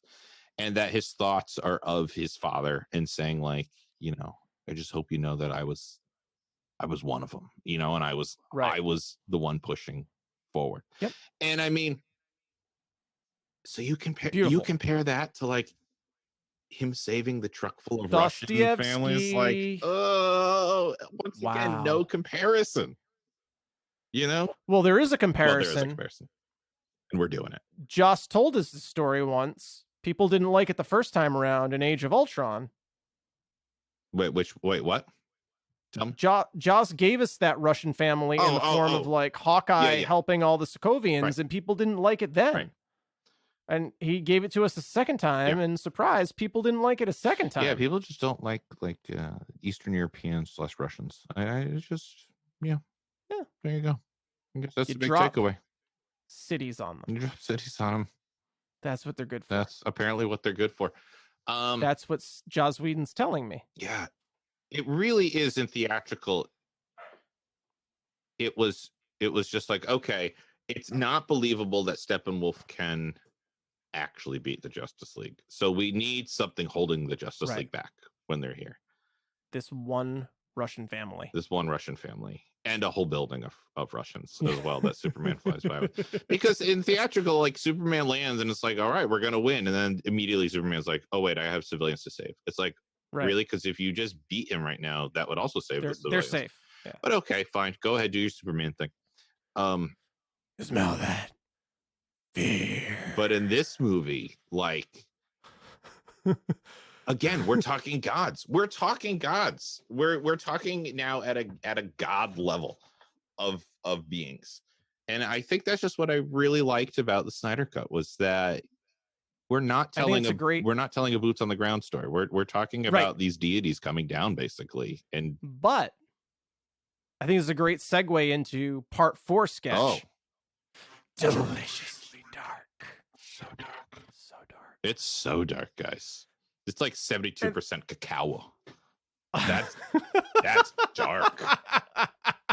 Sketch, I love what you're this is not a boots on the ground story, but it's a universe that shows us like an Invincible on Amazon Prime is getting all kinds of praise for this now, that like in Invincible does something that the MCU doesn't do. It shows you the body count, the collateral damage of heroes and these fights and these events. I 100% agree with that. I think it's great praise. So does the DCEU. Yeah. It's all about collateral damage and body counts. We don't have that Russian family. Yeah, I thought we didn't like that. I thought it was too dark. I thought that doesn't work. But there's still a huge body count in this movie. Big body count. Like collateral damage galore, but we're not seeing that through boots on the ground. We're seeing that through the lens of these gods that can't be bothered unless they choose to care. Unless they choose to be bothered. Because they don't need to be bothered. That's the power that they're learning to wield. They already have the crazy power. They already have the exactly. Do they care enough to intervene on the behalf of mortals? Because they don't have to. Yeah. Doesn't affect them. Yeah. What is it? Spoilers for Invincible. Didn't think we were going there, but here we are, guys. We live for 5,000 years. Like at best, you're like pets to me. Yeah. Wow. Yeah. Like think about Wonder Woman, who's like 5,000 years old. Yeah. All of these people are blips in the screen for her. Yep. Like, why is she so fucking hung up on Steve Trevor? Yeah. She knew him for like 4 days. Like what is that? To her is seconds. So I mean, I find really that very compelling. And that's probably the most ridiculous thing about the MCU is there's a very low, I've said this before. It's a universe without consequence. Well, that was our big issue with Civil War. I mean, was that right? Rhodey's walking by the end of the spoilers. For Civil War, Rhodey gets paralyzed. None of this had an impact. Of it matters. You know, at least at the end of BVS, or as I like to call it, Orphan versus Refugee, you had someone dead. You know, and the consequences of that is now that Earth is open for business. Yes, and the consequences of the end of that movie is this movie. This movie. And it's your fault, Batman. And it's your fault. It's your fucking fault. And your journey is rectifying it, fixing that wrong, as you say. Oh, if only we had any kryptonite weapons, Master Wayne. Yeah. Oops. Oopsies. You had all the weapons you needed to fight this thing. Yep. But if only. This is Alfred. I work for him. Yeah, Alfred did great, and I'm serious. Everyone came out better. Shall we talk the comeuppance? Oh, I love a good comeuppance. Like deliciously dark. You mean the big comeuppance at the end? Oh, the big comeuppance. Loved it. I've probably watched just that 30 I've rewatched it a couple times. 2-minute whatever like sequence. It's beautiful and it's awesome and it's deliciously dark. It's deliciously dark. 72% cacao. Theatrical. Superman beats up Steppenwolf. Yeah. And Steppenwolf starts to feel like he's going to lose, so he starts to fear, and then the parademons come. They feel fear. Yeah. And the parademons eat him? Push him back to a portal? I mean, it is in a lot of ways. They attack him. It's unclear. It's a very Marvel-esque ending. It is a very Marvel-esque ending. I mean, it's not a clear death. You could easily say he survived because he kind of like ports away and brings everyone with him, but you could also make the vague argument that he's dead. But you see none of it. I mean, it's right. In looking back now, it's unsatisfying. Yeah. Snyder Cut. Satisfying. Holy. It's the Snickers of comeuppance. It's satisfying. The sequence of events. Everybody gets a shot in. Everyone gets a shot. What? Aquaman. Okay. Impales him. Aquaman, because I very recently watched this. Impales him and lifts him up. Yeah, because Superman has like used his heat vision. He's cut off a horn and like demolished his armor. And as Steppenwolf is starting to like really go like, how dare you? And like, he doesn't get to finish, just trident through the chest from behind. Yeah. And Aquaman hoists him above.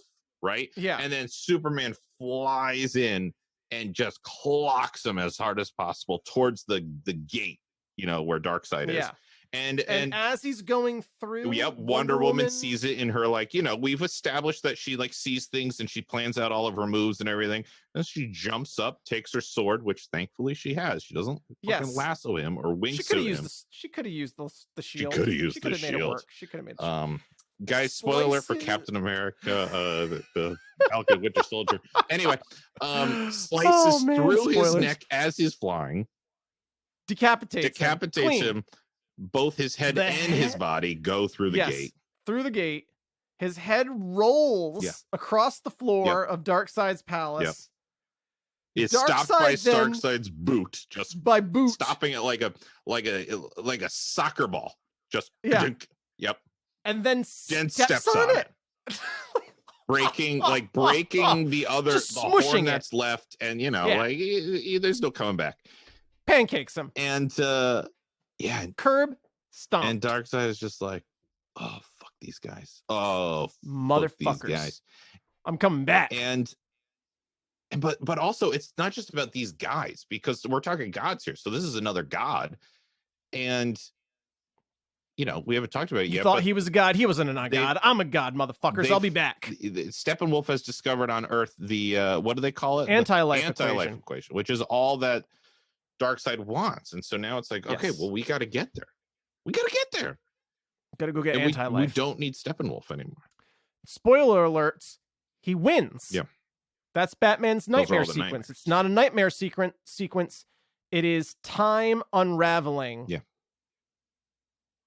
Because of Flash. It's so dark. so dark. So we end the movie thinking like they win. Batman, everybody's standing on top of the thing. Batman's like, I should also say old, I can't get out. That while Superman is punching and everything's happening, like Batman is rightfully far away. Like Batman spends the whole fight climbing out of the cooling tower, and it's just like trying to get I away. need to get as far away from this as possible. Because I'm Batman. It'll be.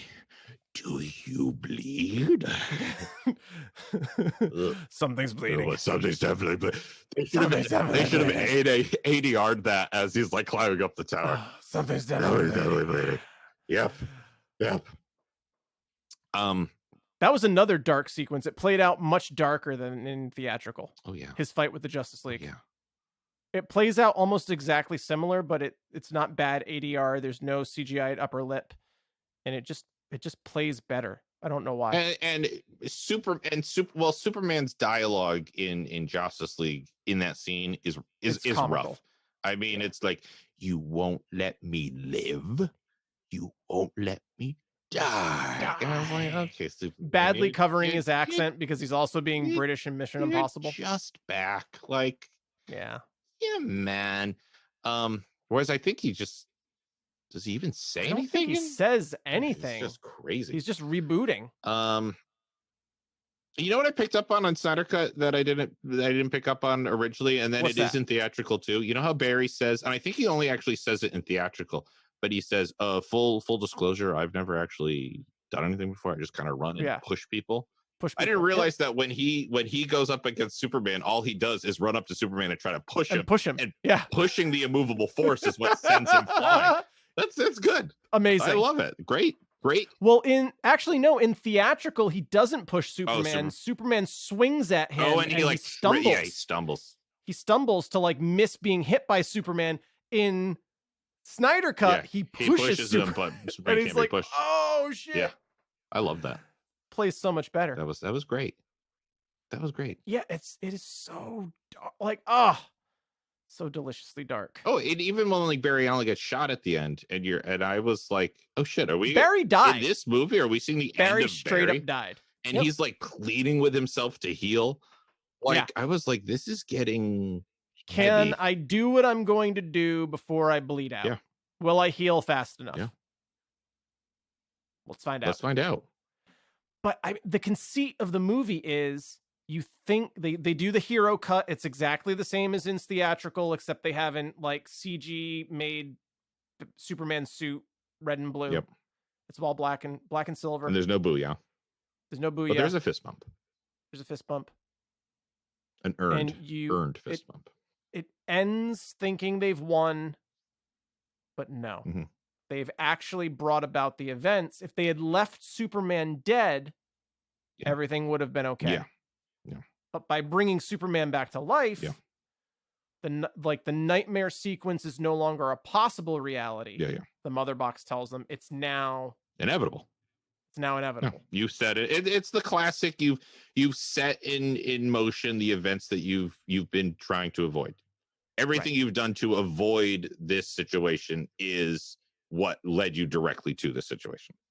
And Batman's nightmares now they're not nightmares. It is time echoing back on itself because events are changing. And this we talked about this in Back to the Future. Yeah, we did just talk about this. At what point do the effects of the changes you've made correct or alter your perception of reality? And that is what Bruce is actually experiencing. Yeah.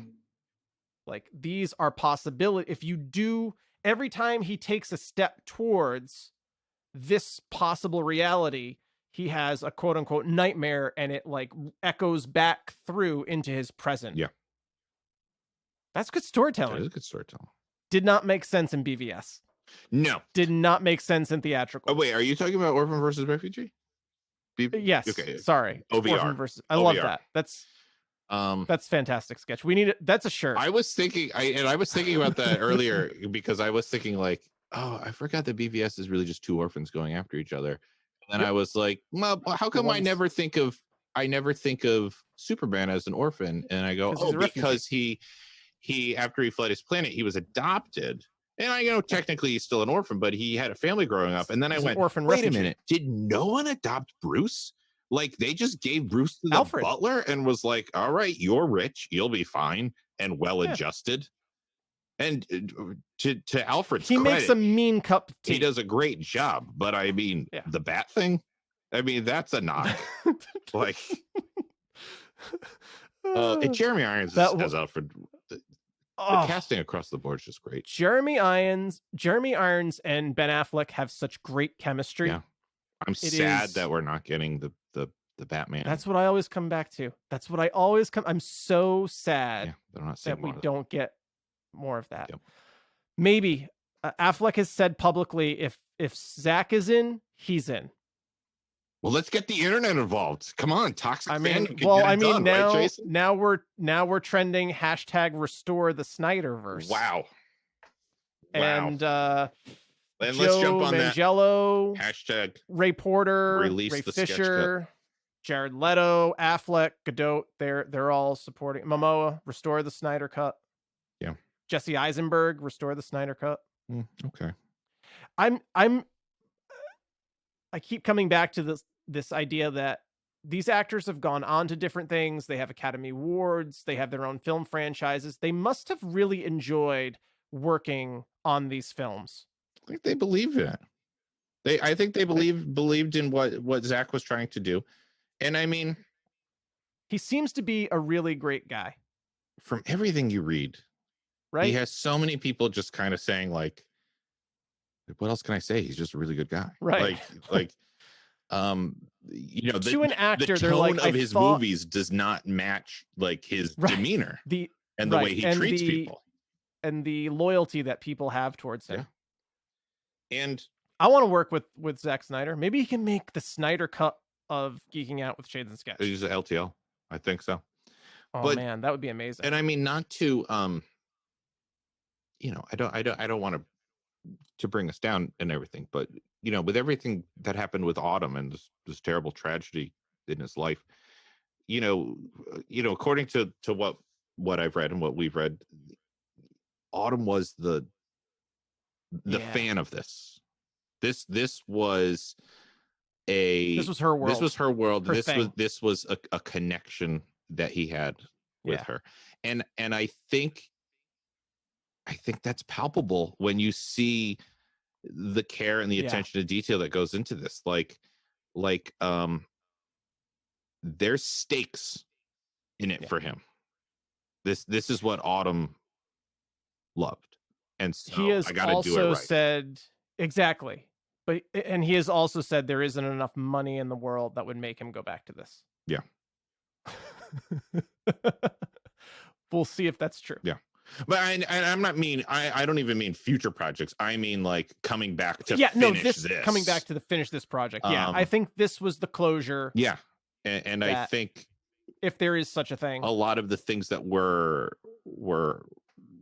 commending here, this attention to detail, this really in-depth storytelling, and this loyalty to the characters. I think, at least in some part, and I would argue a large part, it comes from that place of love and connection. Yeah. Yeah. I strong agree, Sketch. I 100% agree. Yeah.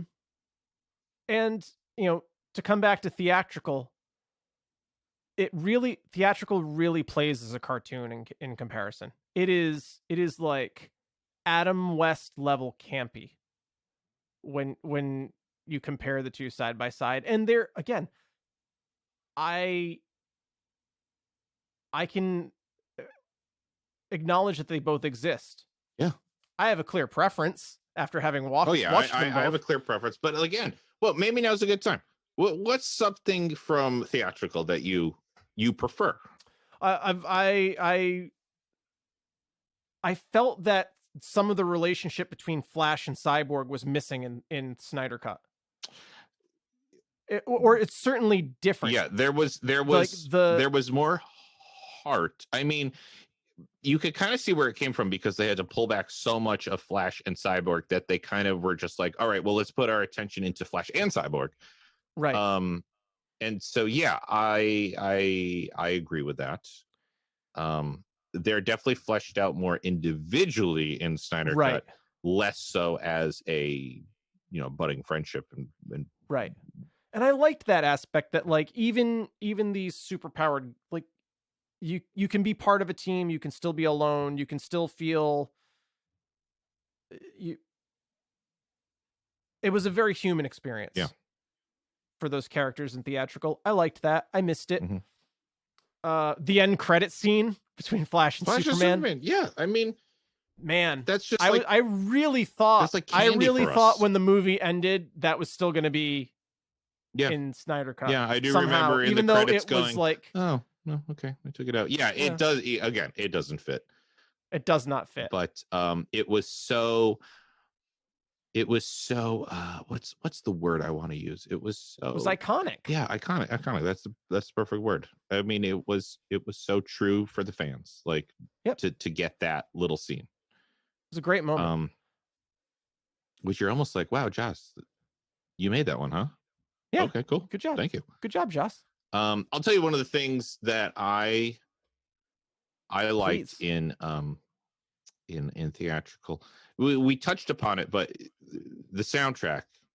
When I rewatched the theatrical, I was like, oh yeah, they did such a nice job of tying in the older, like the musical John Williams Superman, the Danny Elfman Batman. Yeah, bringing in Wonder Woman's score from way they altered it to fit more thematically and instrumentally. There was something to those musical cues where, we talk about how it was such a task to introduce all these characters and to make it feel established. Just with those musical cues, the music helped. I felt like, okay, yeah, I know. Which is really interesting because Zack Snyder started as a music video director. Yeah. He's a guy that likes and uses a needle drop effectively. But I got to say, I think the theatrical score worked a lot better than the Junkie XL stuff. No, I did not work for me at all. Agree. I agree with that. You got another thing that worked for you, Sketch, in theatrical over?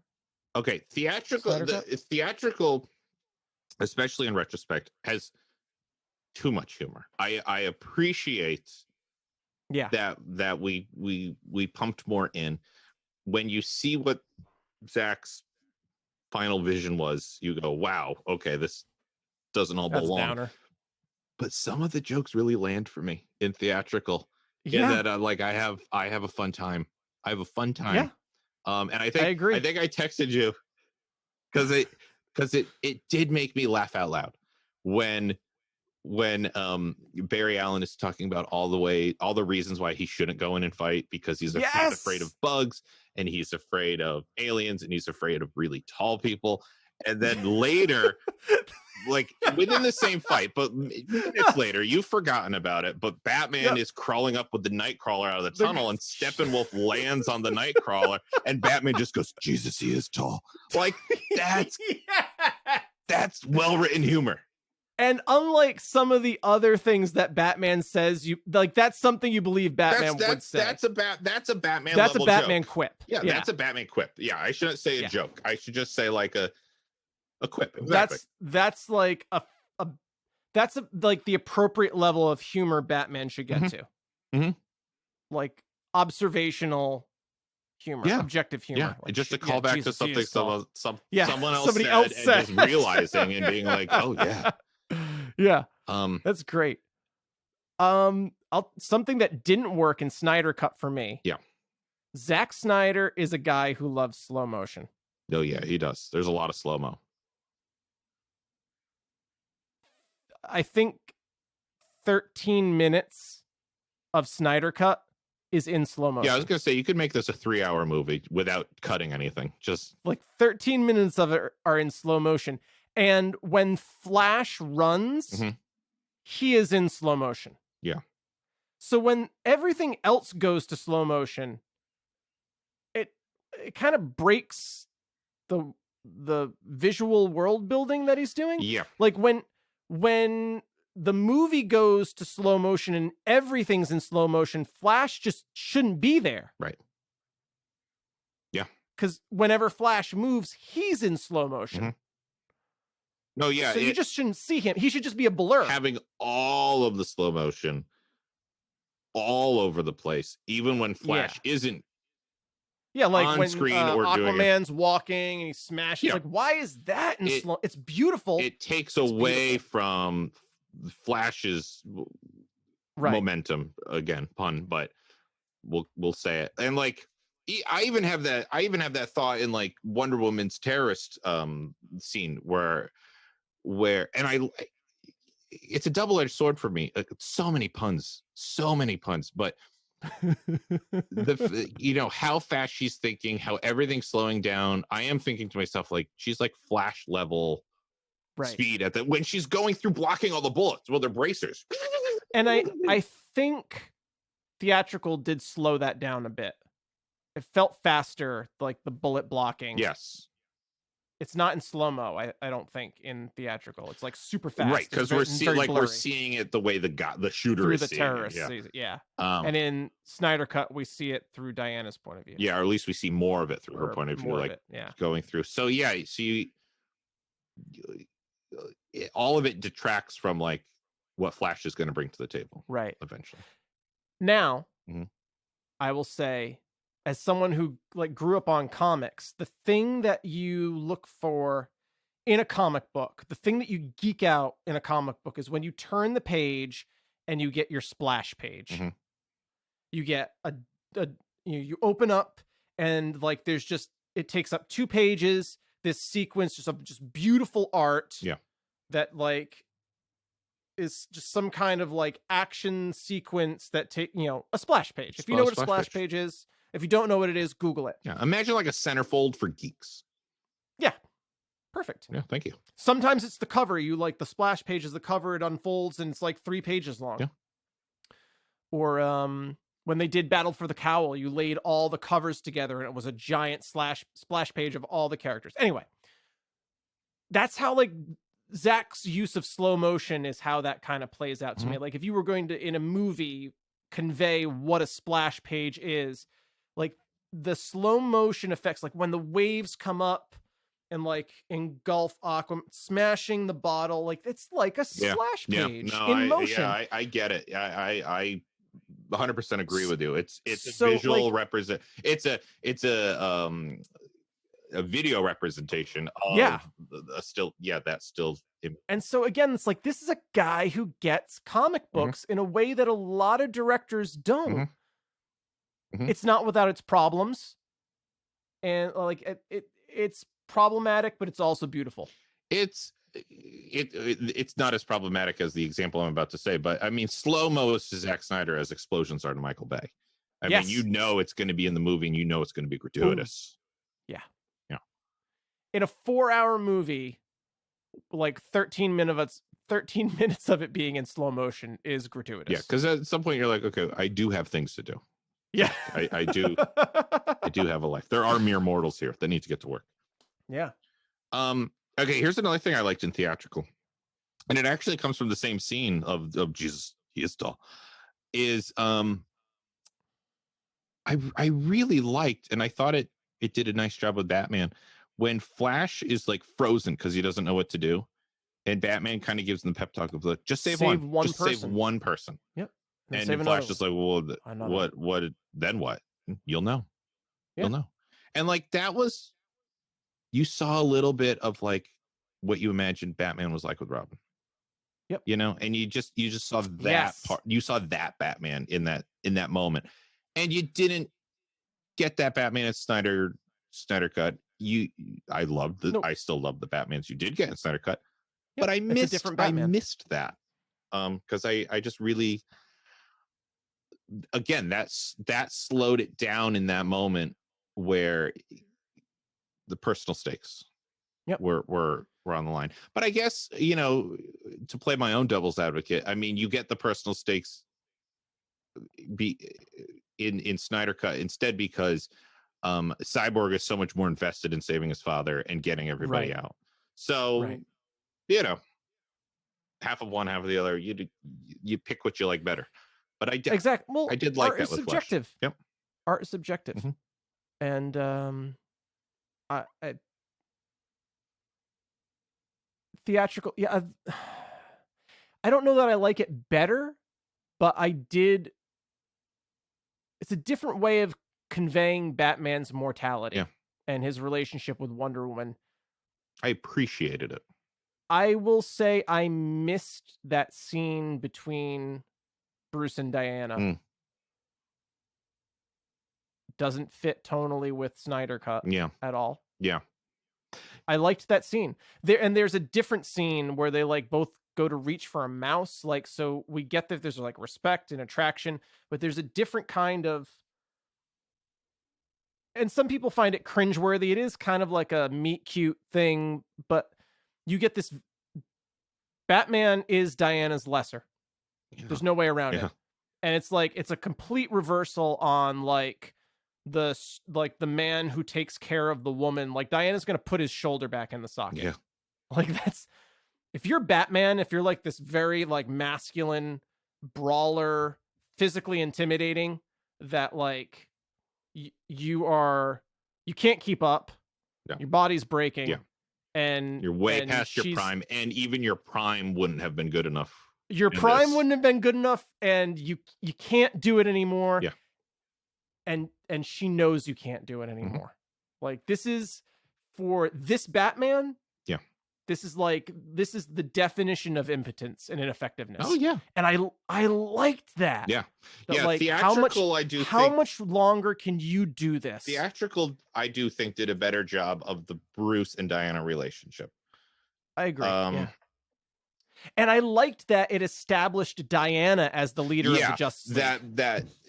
That was completely made for theatrical, according to watching Snyder, is that Batman the whole time, other than getting the team together, was also pushing Diana to lead it, to step out of the shadows, which is, I mean, this is Batman telling you to step out of the shadows. Like, the world doesn't need me. The world needs a symbol. They had that in Clark. Yep. I can't do that. And it's not, I can't throw a punch like Clark.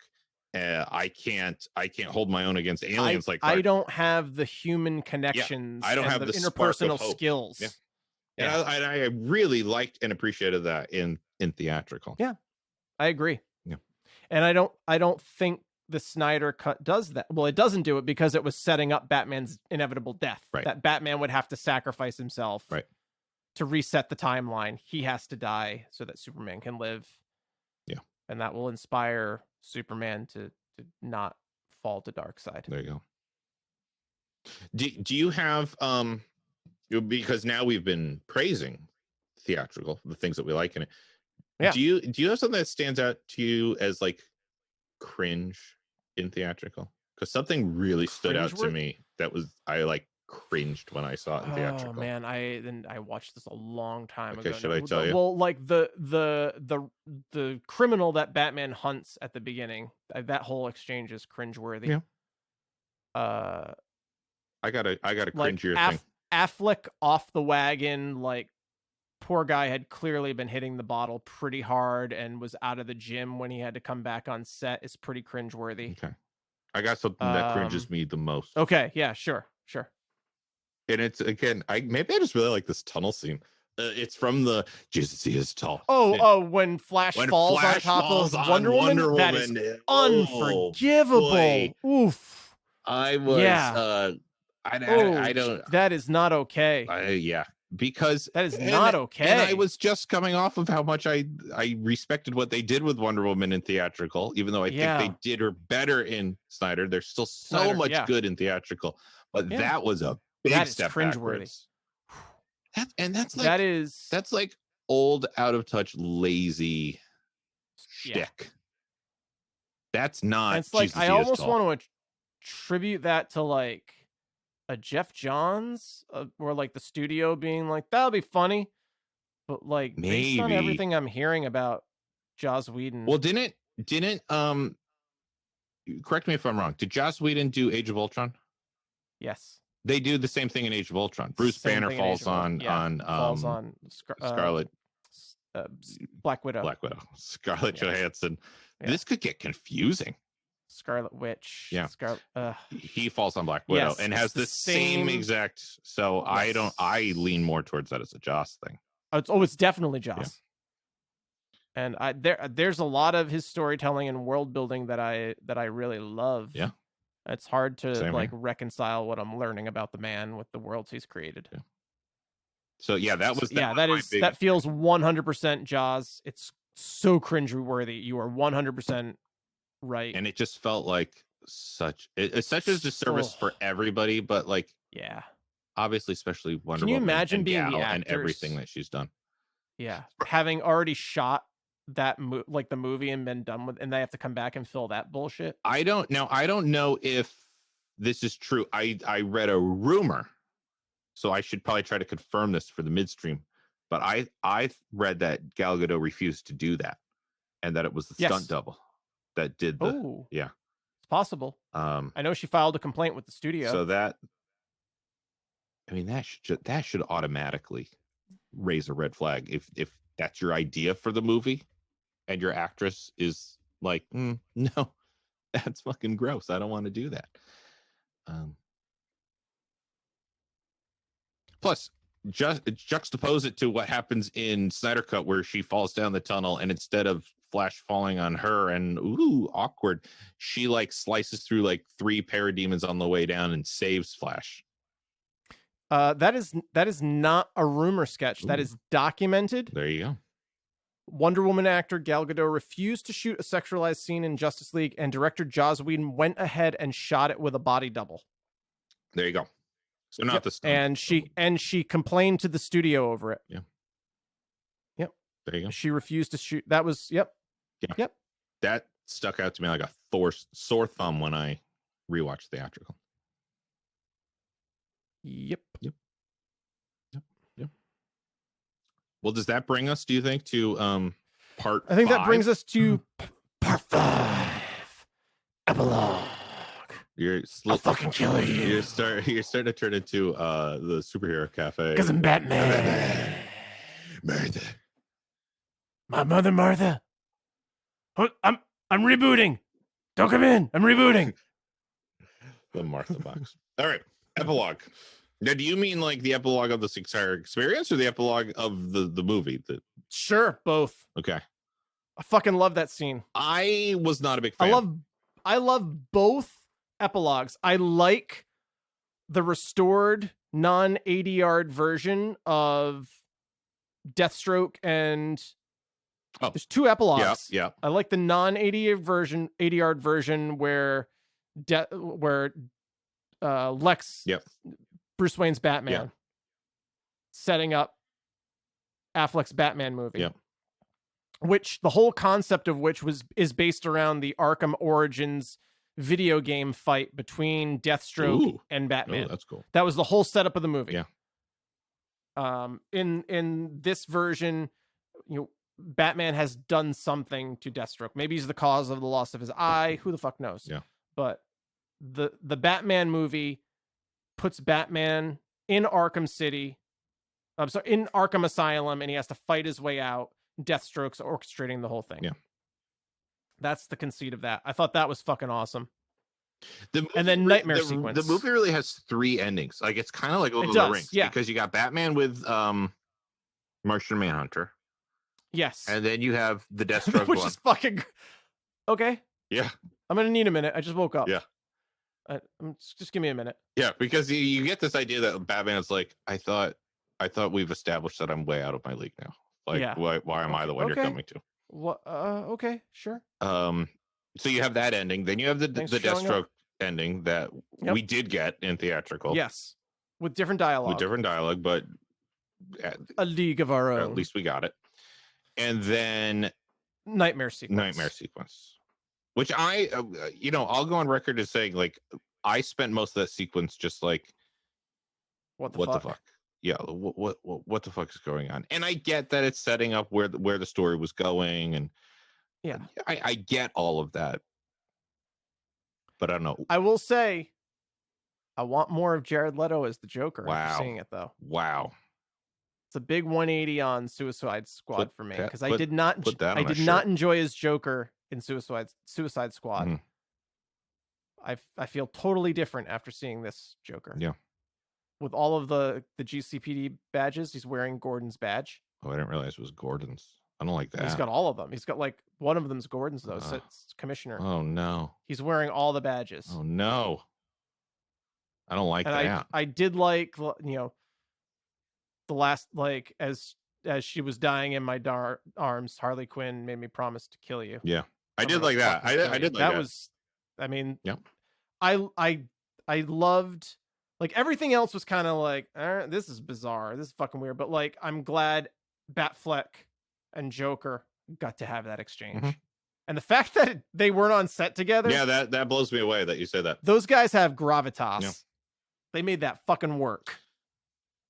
Yeah. And then the card, like taking the card, like, I'm going to take that. Yeah. Put a pin in it. Yeah. I mean, you know that was going to pay off big. Yeah. Now, and not so much. Who knows? But yeah, I don't know. I didn't need it. Oh. I didn't need that. Yeah, you didn't. I already had my ending. I was happy. I was pleased. That opened it back up in a way I didn't want it to open up. I don't know why I just thought of it. Not to backtrack to like things that worked better in theatrical from Snyder Cut. Mara's like British accent in Snyder Cut is fucking atrocious. Oh, and I like that was bad. What I did like in Snyder Cut was that you got Willem Dafoe. Yeah, I gotta go see Volko introducing the armor and the story instead of that. But it did kind of convey the relationship that Mara had with his mom. That she would have been raised by Nicole Kidman, who had that accent. Yeah, well, I got what they were doing. It was just not good. That's true. Yeah. And then I guess Mara was going to be big in the nightmare sequence. In the nightmare sequence, carrying around a big jugs of water. Yep. Because she's like Qataring it throughout the. Well, it doesn't look like there's a lot of water. No. There's not a lot of ocean. That was the bay between Gotham and Metropolis. It is waterless. Unfathomable. There's another pun for you. I'm so full of puns this episode. You are. That she's still alive in this desert world. She's still alive in this desert world. She did all right in Aquaman in the desert. Yeah, but I mean, there's no water there. There was one adventure.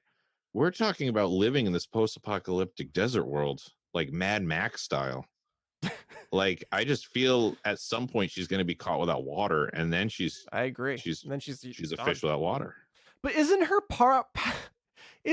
power to create air pockets? Yeah. Well, I think any sense. Well, what doesn't make sense to me is, I think what we're supposed to believe is that she can manipulate water, like she's a water bender. She can move water around. But what doesn't make any sense to me is that when they're so far underwater and she manipulates water to like make an air bubble, like where's that fucking air coming where'd it come from? Like, you're not on the surface and then manipulating a bubble down into the water. You're on the bottom of the ocean. Maybe Atlantis has the mechanics of the water level in Mario? Or Sonic. Maybe there are these little bubble areas bubbles? And she's finding them all. You can just grab one? And then she's opening them. Maybe she has a hammer space type sack of air bubbles. Yeah. I would love it if Echo the Dolphin swam by in that scene. And you were just like, oh my God, they're bringing in the extended Sega universe. This is amazing. Secret Agent Echo. I fucking loved that game. DCSU, the DC Sega universe. Guys, make it happen. I'm on board. Make it happen. Hashtag Echo Cut. Hashtag Echo Cut it. Get it trending, guys. Oh, that's priceless. Yeah. Didn't need it. I enjoyed it. I guess we'll differ there. Yeah, I didn't need it, and I didn't enjoy it. So the elements of it I did enjoy, like you said, like the Harley Quinn line and stuff like that. But and then I also felt sour because I was like, why are we setting up if we're not doing this? Yeah, this feels bad. This feels mean. This part feels mean. But who knows? What a crazy world we live in with the DC universe. So last I looked a couple days ago, Warner Brothers Entertainment and HBO Max are in a bit of a kerfuffle. Okay. Because WB maintains that theatrical is canon. Mm-hmm. They're moving ahead with everything they've been doing, more towards the Shazam Aquaman tone, Wonder Woman 84. HBO Max maintains that Snyder Cut is theatrical, and they want more. They want Affleck's The Batman series. They want Justice League 2, 3, and 4.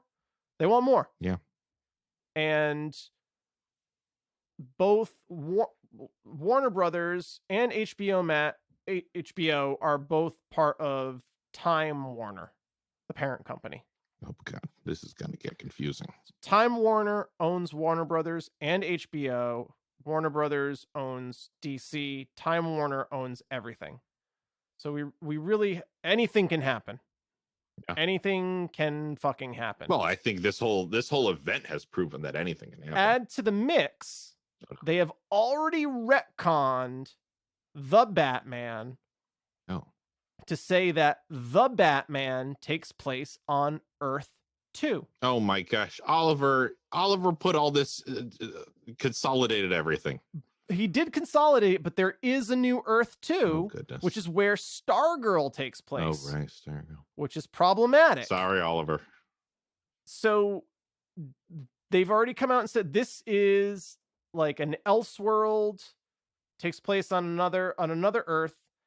And now Flash's movie, which is finally into production, is bringing back the Batman of Earth 89, Michael Keaton, and Ben Affleck. Ben Affleck in the Flashpoint movie. I'm all in for that. Which is going to launch the multiverse. Multiple Batmen, multiple Earth, anything can be anywhere. And to me, this is the best of both worlds because this happens all the time in comics. There are multiple versions of everything. And at least in movies and TV, you've always had like this is the version of the character. Well, that's silly. Like, yeah, in this day and age, we don't need to do that. We don't. And DC has always done Elseworld. They've always had like what ifs, Superman Red Sun, Gotham by Gaslight,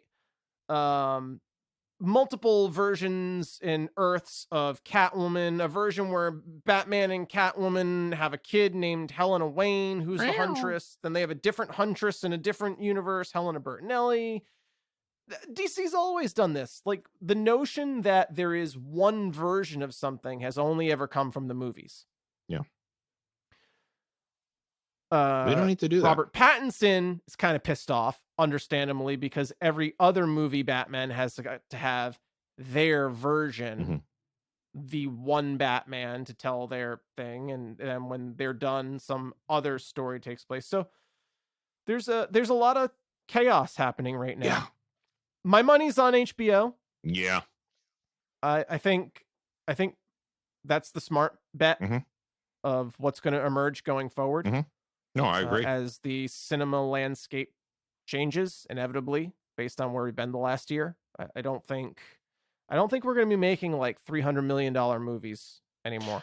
You know, when you can do miniseries. I don't know if we discussed this on the show. So LTLs, I mean, forgive me if this is a repeat, but I know we've talked about it off mic. Like, I've been enjoying like getting some Marvel stuff as like an ongoing series, like a high quality 40-minute episode a week to tell a story, as opposed to going to a theater every 2-3 months to get the next installment. Like, if DC wants to do that with HBO Max, I'm all in. I'm in. I that's becoming my preferred method of storytelling right now. I agree. And I think we have talked about this on the show. I love going to movies. I love cinema. I grew up a movie hound. I love the experience of going to like the late show. I don't know that I'm ever going to go to a movie theater again. Yeah. It's going to have to be something big. Yeah. And I'll also say, I've never been less excited for a Batman movie coming out. Yeah, same here. Yeah, I could care. And we just had the big announcement for like Marvel, like Phase 4, and they showed all the dates like rapid fire. Right. And I was I honestly, I felt like, oh, Did you have God. heart palpitations? I was like, no. Not again. I didn't even realize. I was like, oh, this last year's been so nice that I haven't had to go see everything, and that the things I've wanted to see have been piped into my house. Right. Now I just need a food hose Strong and I agree. never have to leave. Strong agree. Strong agree. So I don't know. We'll see if they kind of get with the times. I mean, streaming, love it or hate it, streaming's here to stay. And I think both of us have vocalized our frustrations with streaming, but also there's some benefits to it too. Just like the differences between theatrical and Snyder Cut. Strong agree, Sketch. That's a nice little button. See how I just wrapped it all up for it. Like I just brought it right back. Carrying the episode as usually, Sketch. It's my honor, my privilege, and my curse. All right, I guess that brings us to... I don't not like you. It's fair. But yeah, you're right. That brings us to... Shades of Sketch recommendations. Sketch, you get a recommendation? Yeah, I'm going to recommend something I am really getting into, like really way more than I thought I was going to. I'm watching the new Ducktails on Disney Plus. Nice. This is the one that David Tennant plays or does the voice of Scrooge McDuck. And I literally I started watching it because Doodle pointed to it on the menu, and we're like, okay, let's watch it. And I put it on and I watched it and I was like, oh, holy shit, this show is made for like him and for me. Yeah. It's totally made for anyone who kind of grew up with those like after school Disney shows, like the original DuckTales and Tailspin and Darkwing Duck and all these things. And the show is doing a great job of honoring those things without making it necessary that you had experienced them. But if you did, you kind of get a whole other level. You're in on the joke. Some things, yeah. And it's also kind of following the formula of like a Gravity Falls-esque show where there is a larger overarching story going on, although you can watch it episodically because there are like one-off zany adventures, but there is a larger mystery afoot that our characters are solving. The voice cast is amazing, phenomenal. It's like a who's who of voice actors in this thing. You're getting old characters coming back that you haven't seen since the 90s. You are getting fresh takes on classic characters who you've come to love. Like I am a big fan of Donald Duck. Donald Duck is my Disney character of choice. Okay. And Goofy is mine. I know, and I think that's so strange because out of the two of us, right? I'm the Goofy, and you're the I'm Donald. Definitely the Donald Duck. So I guess that's why we work. But I guess the way they do Donald in this is fantastic. Amazing. It's my favorite Donald. It's brilliant. It's brilliant. Like everyone has their Batman. This is my Donald Duck. So I'm 2 seasons in. The Darkwing Duck episode is fucking Darkwing Duck episode is great no matter who you are. If you if you grew up with original Darkwing Duck, watch the episode. If you're new to DuckTales, watch the episode. If you're tired of Hollywood reboots of the same superhero movies all the time, watch the episode. It just hits on so many levels. I can't say enough good things. I think it's only 3 seasons. I think they just wrapped it up. It is. So, but I think I shared on a midstream. They're continuing the story and universe with all the voice actors as a podcast, which I'll eat up. This Duckburg Life. And I'll it's a play on This American Life. I will eat it up because I'm loving this world. I'm loving these characters. I'm loving the talent behind it, and I can't say enough good things. And the opening theme. The opening theme is like masterclass in opening themes. Yeah. So DuckTales on Disney Plus, the new DuckTales. Opening themes are really lacking in television today. Yeah, but not DuckTales. And not DuckTales. DuckTales delivers. Yeah. Strong agree. Great rec, Sketch. Thank you. Do you have a recommendation? I do. I am going to recommend a YouTube channel called 3D Bot Maker. Oh, yes. Okay, yes, 3D Bot Maker. I shared this with you, Sketch, during the fever-induced dreams of my second COVID shot. Yep. I had all the side effects. Yep. And we should know that worth it. Worth it. Oh, yeah. 100% worth it. Do it again. All the side effects again. 100% worth it. I was going to say worth it for the 5G alone. Yeah. The reception's great.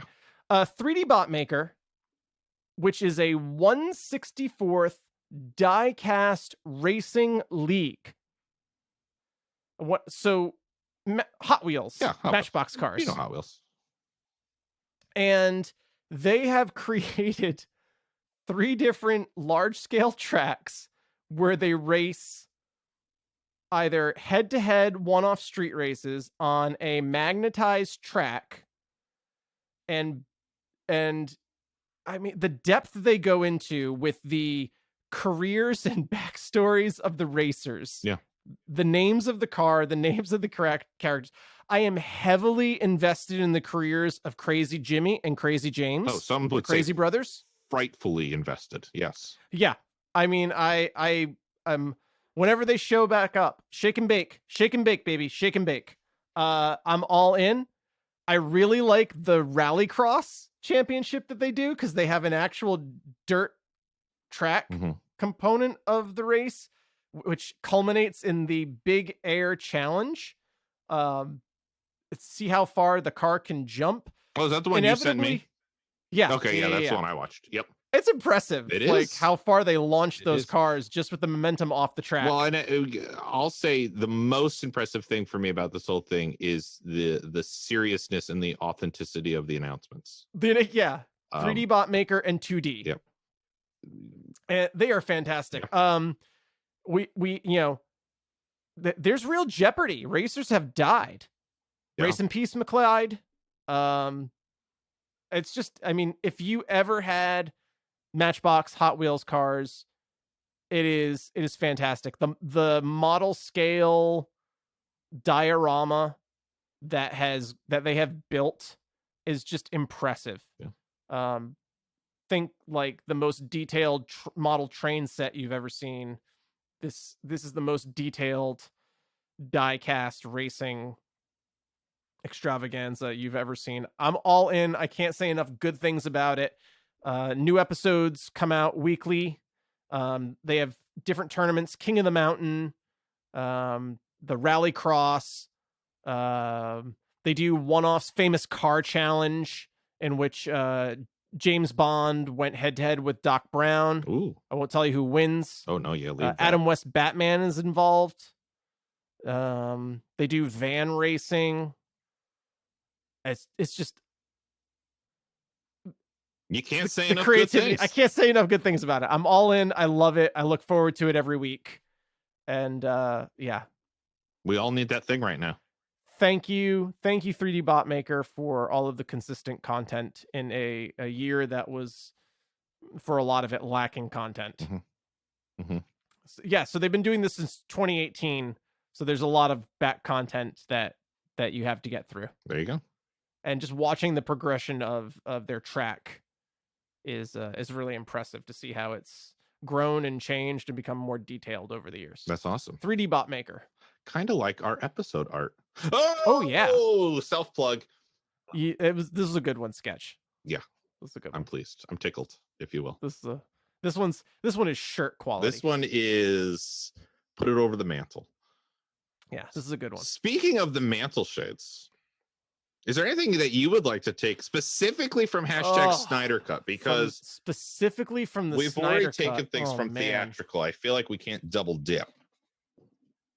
What did I take from theatrical? I think I took the grappling gun. Makes sense. Theatrical? I don't remember. I didn't get that far into my re-listen. What am I going to take from theatrical? I'll tell you what I'm going to take from Snyder Cut. What are you going to take? I am going to take this severed head with glowing eyes, because that's going to look badass. Oh man. That is. Could you imagine that on the mantle? Above the like just like all the stuff we have, and then just Steppenwolf severed. When I get up to use the GoCo bathroom in the middle of the night, that is going to be terrifying. But it's a safety feature because it's night lighting, because those eyes are just glowing, like haunting. Sure, that's what it is. It's a safety feature. Yep. Sketch. I am gonna take. Tough one. You know, while you're thinking about it, you know what else was haunting? When they were wheeling Superman's corpse through the ship and all the sweets were coming out because it was registering him. Yeah, that was haunting. It was. I'm gonna take the Nightcrawler. Oh, another vehicle. What's left of it? Another vehicle for the garage. Yeah, you can never have too many. Jesus, he is big. No, Jesus, he is tall. That might be my favorite scene from the from theatrical, and it all takes place right there on the Nightcrawler, so I can recreate it anytime. We can reenact. We can tunnel into the subway underneath the harbor and reenact it anytime. Excellent, a strong choice. Thank you. I still am happy I got the head though. Yeah, and I am still appropriately haunted by it. Yeah. As you should. Well, deliciously dark. It is deliciously dark. Longtime listeners, this is our season 2 finale.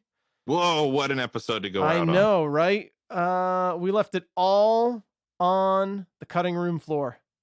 Yep. So hashtag release the sketch cut. Release the sketch cut. Zach, come back, make it happen. Yep. So we're gonna go away for a little bit. We're gonna release some previously unheard content in our absence. We'll do some re-releases. We might do some midstreams here and there, and then we'll be back. Then we'll come back in earnest with season 3. Season 3, and we may even get to unseal the GoCo. Yeah, that would be just the bee's knees. I agree, Sketch. I think we could all use that. I agree. The Snyder Cut has given us all hope that anything is possible. Anything's possible these days. All right, longtime listeners, with that, we will. Guys, we'll see you next time.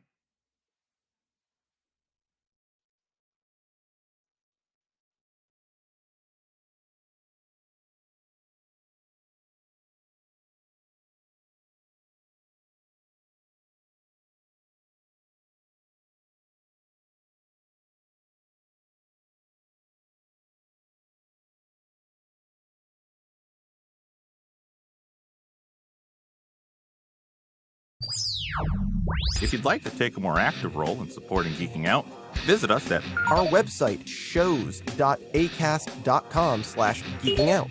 You can email the show at gowithshadesandsketch@gmail.com or contact us through Facebook or Twitter. Geeking Out is a production of Tree Cave Creative, LLC. All rights reserved, 2021.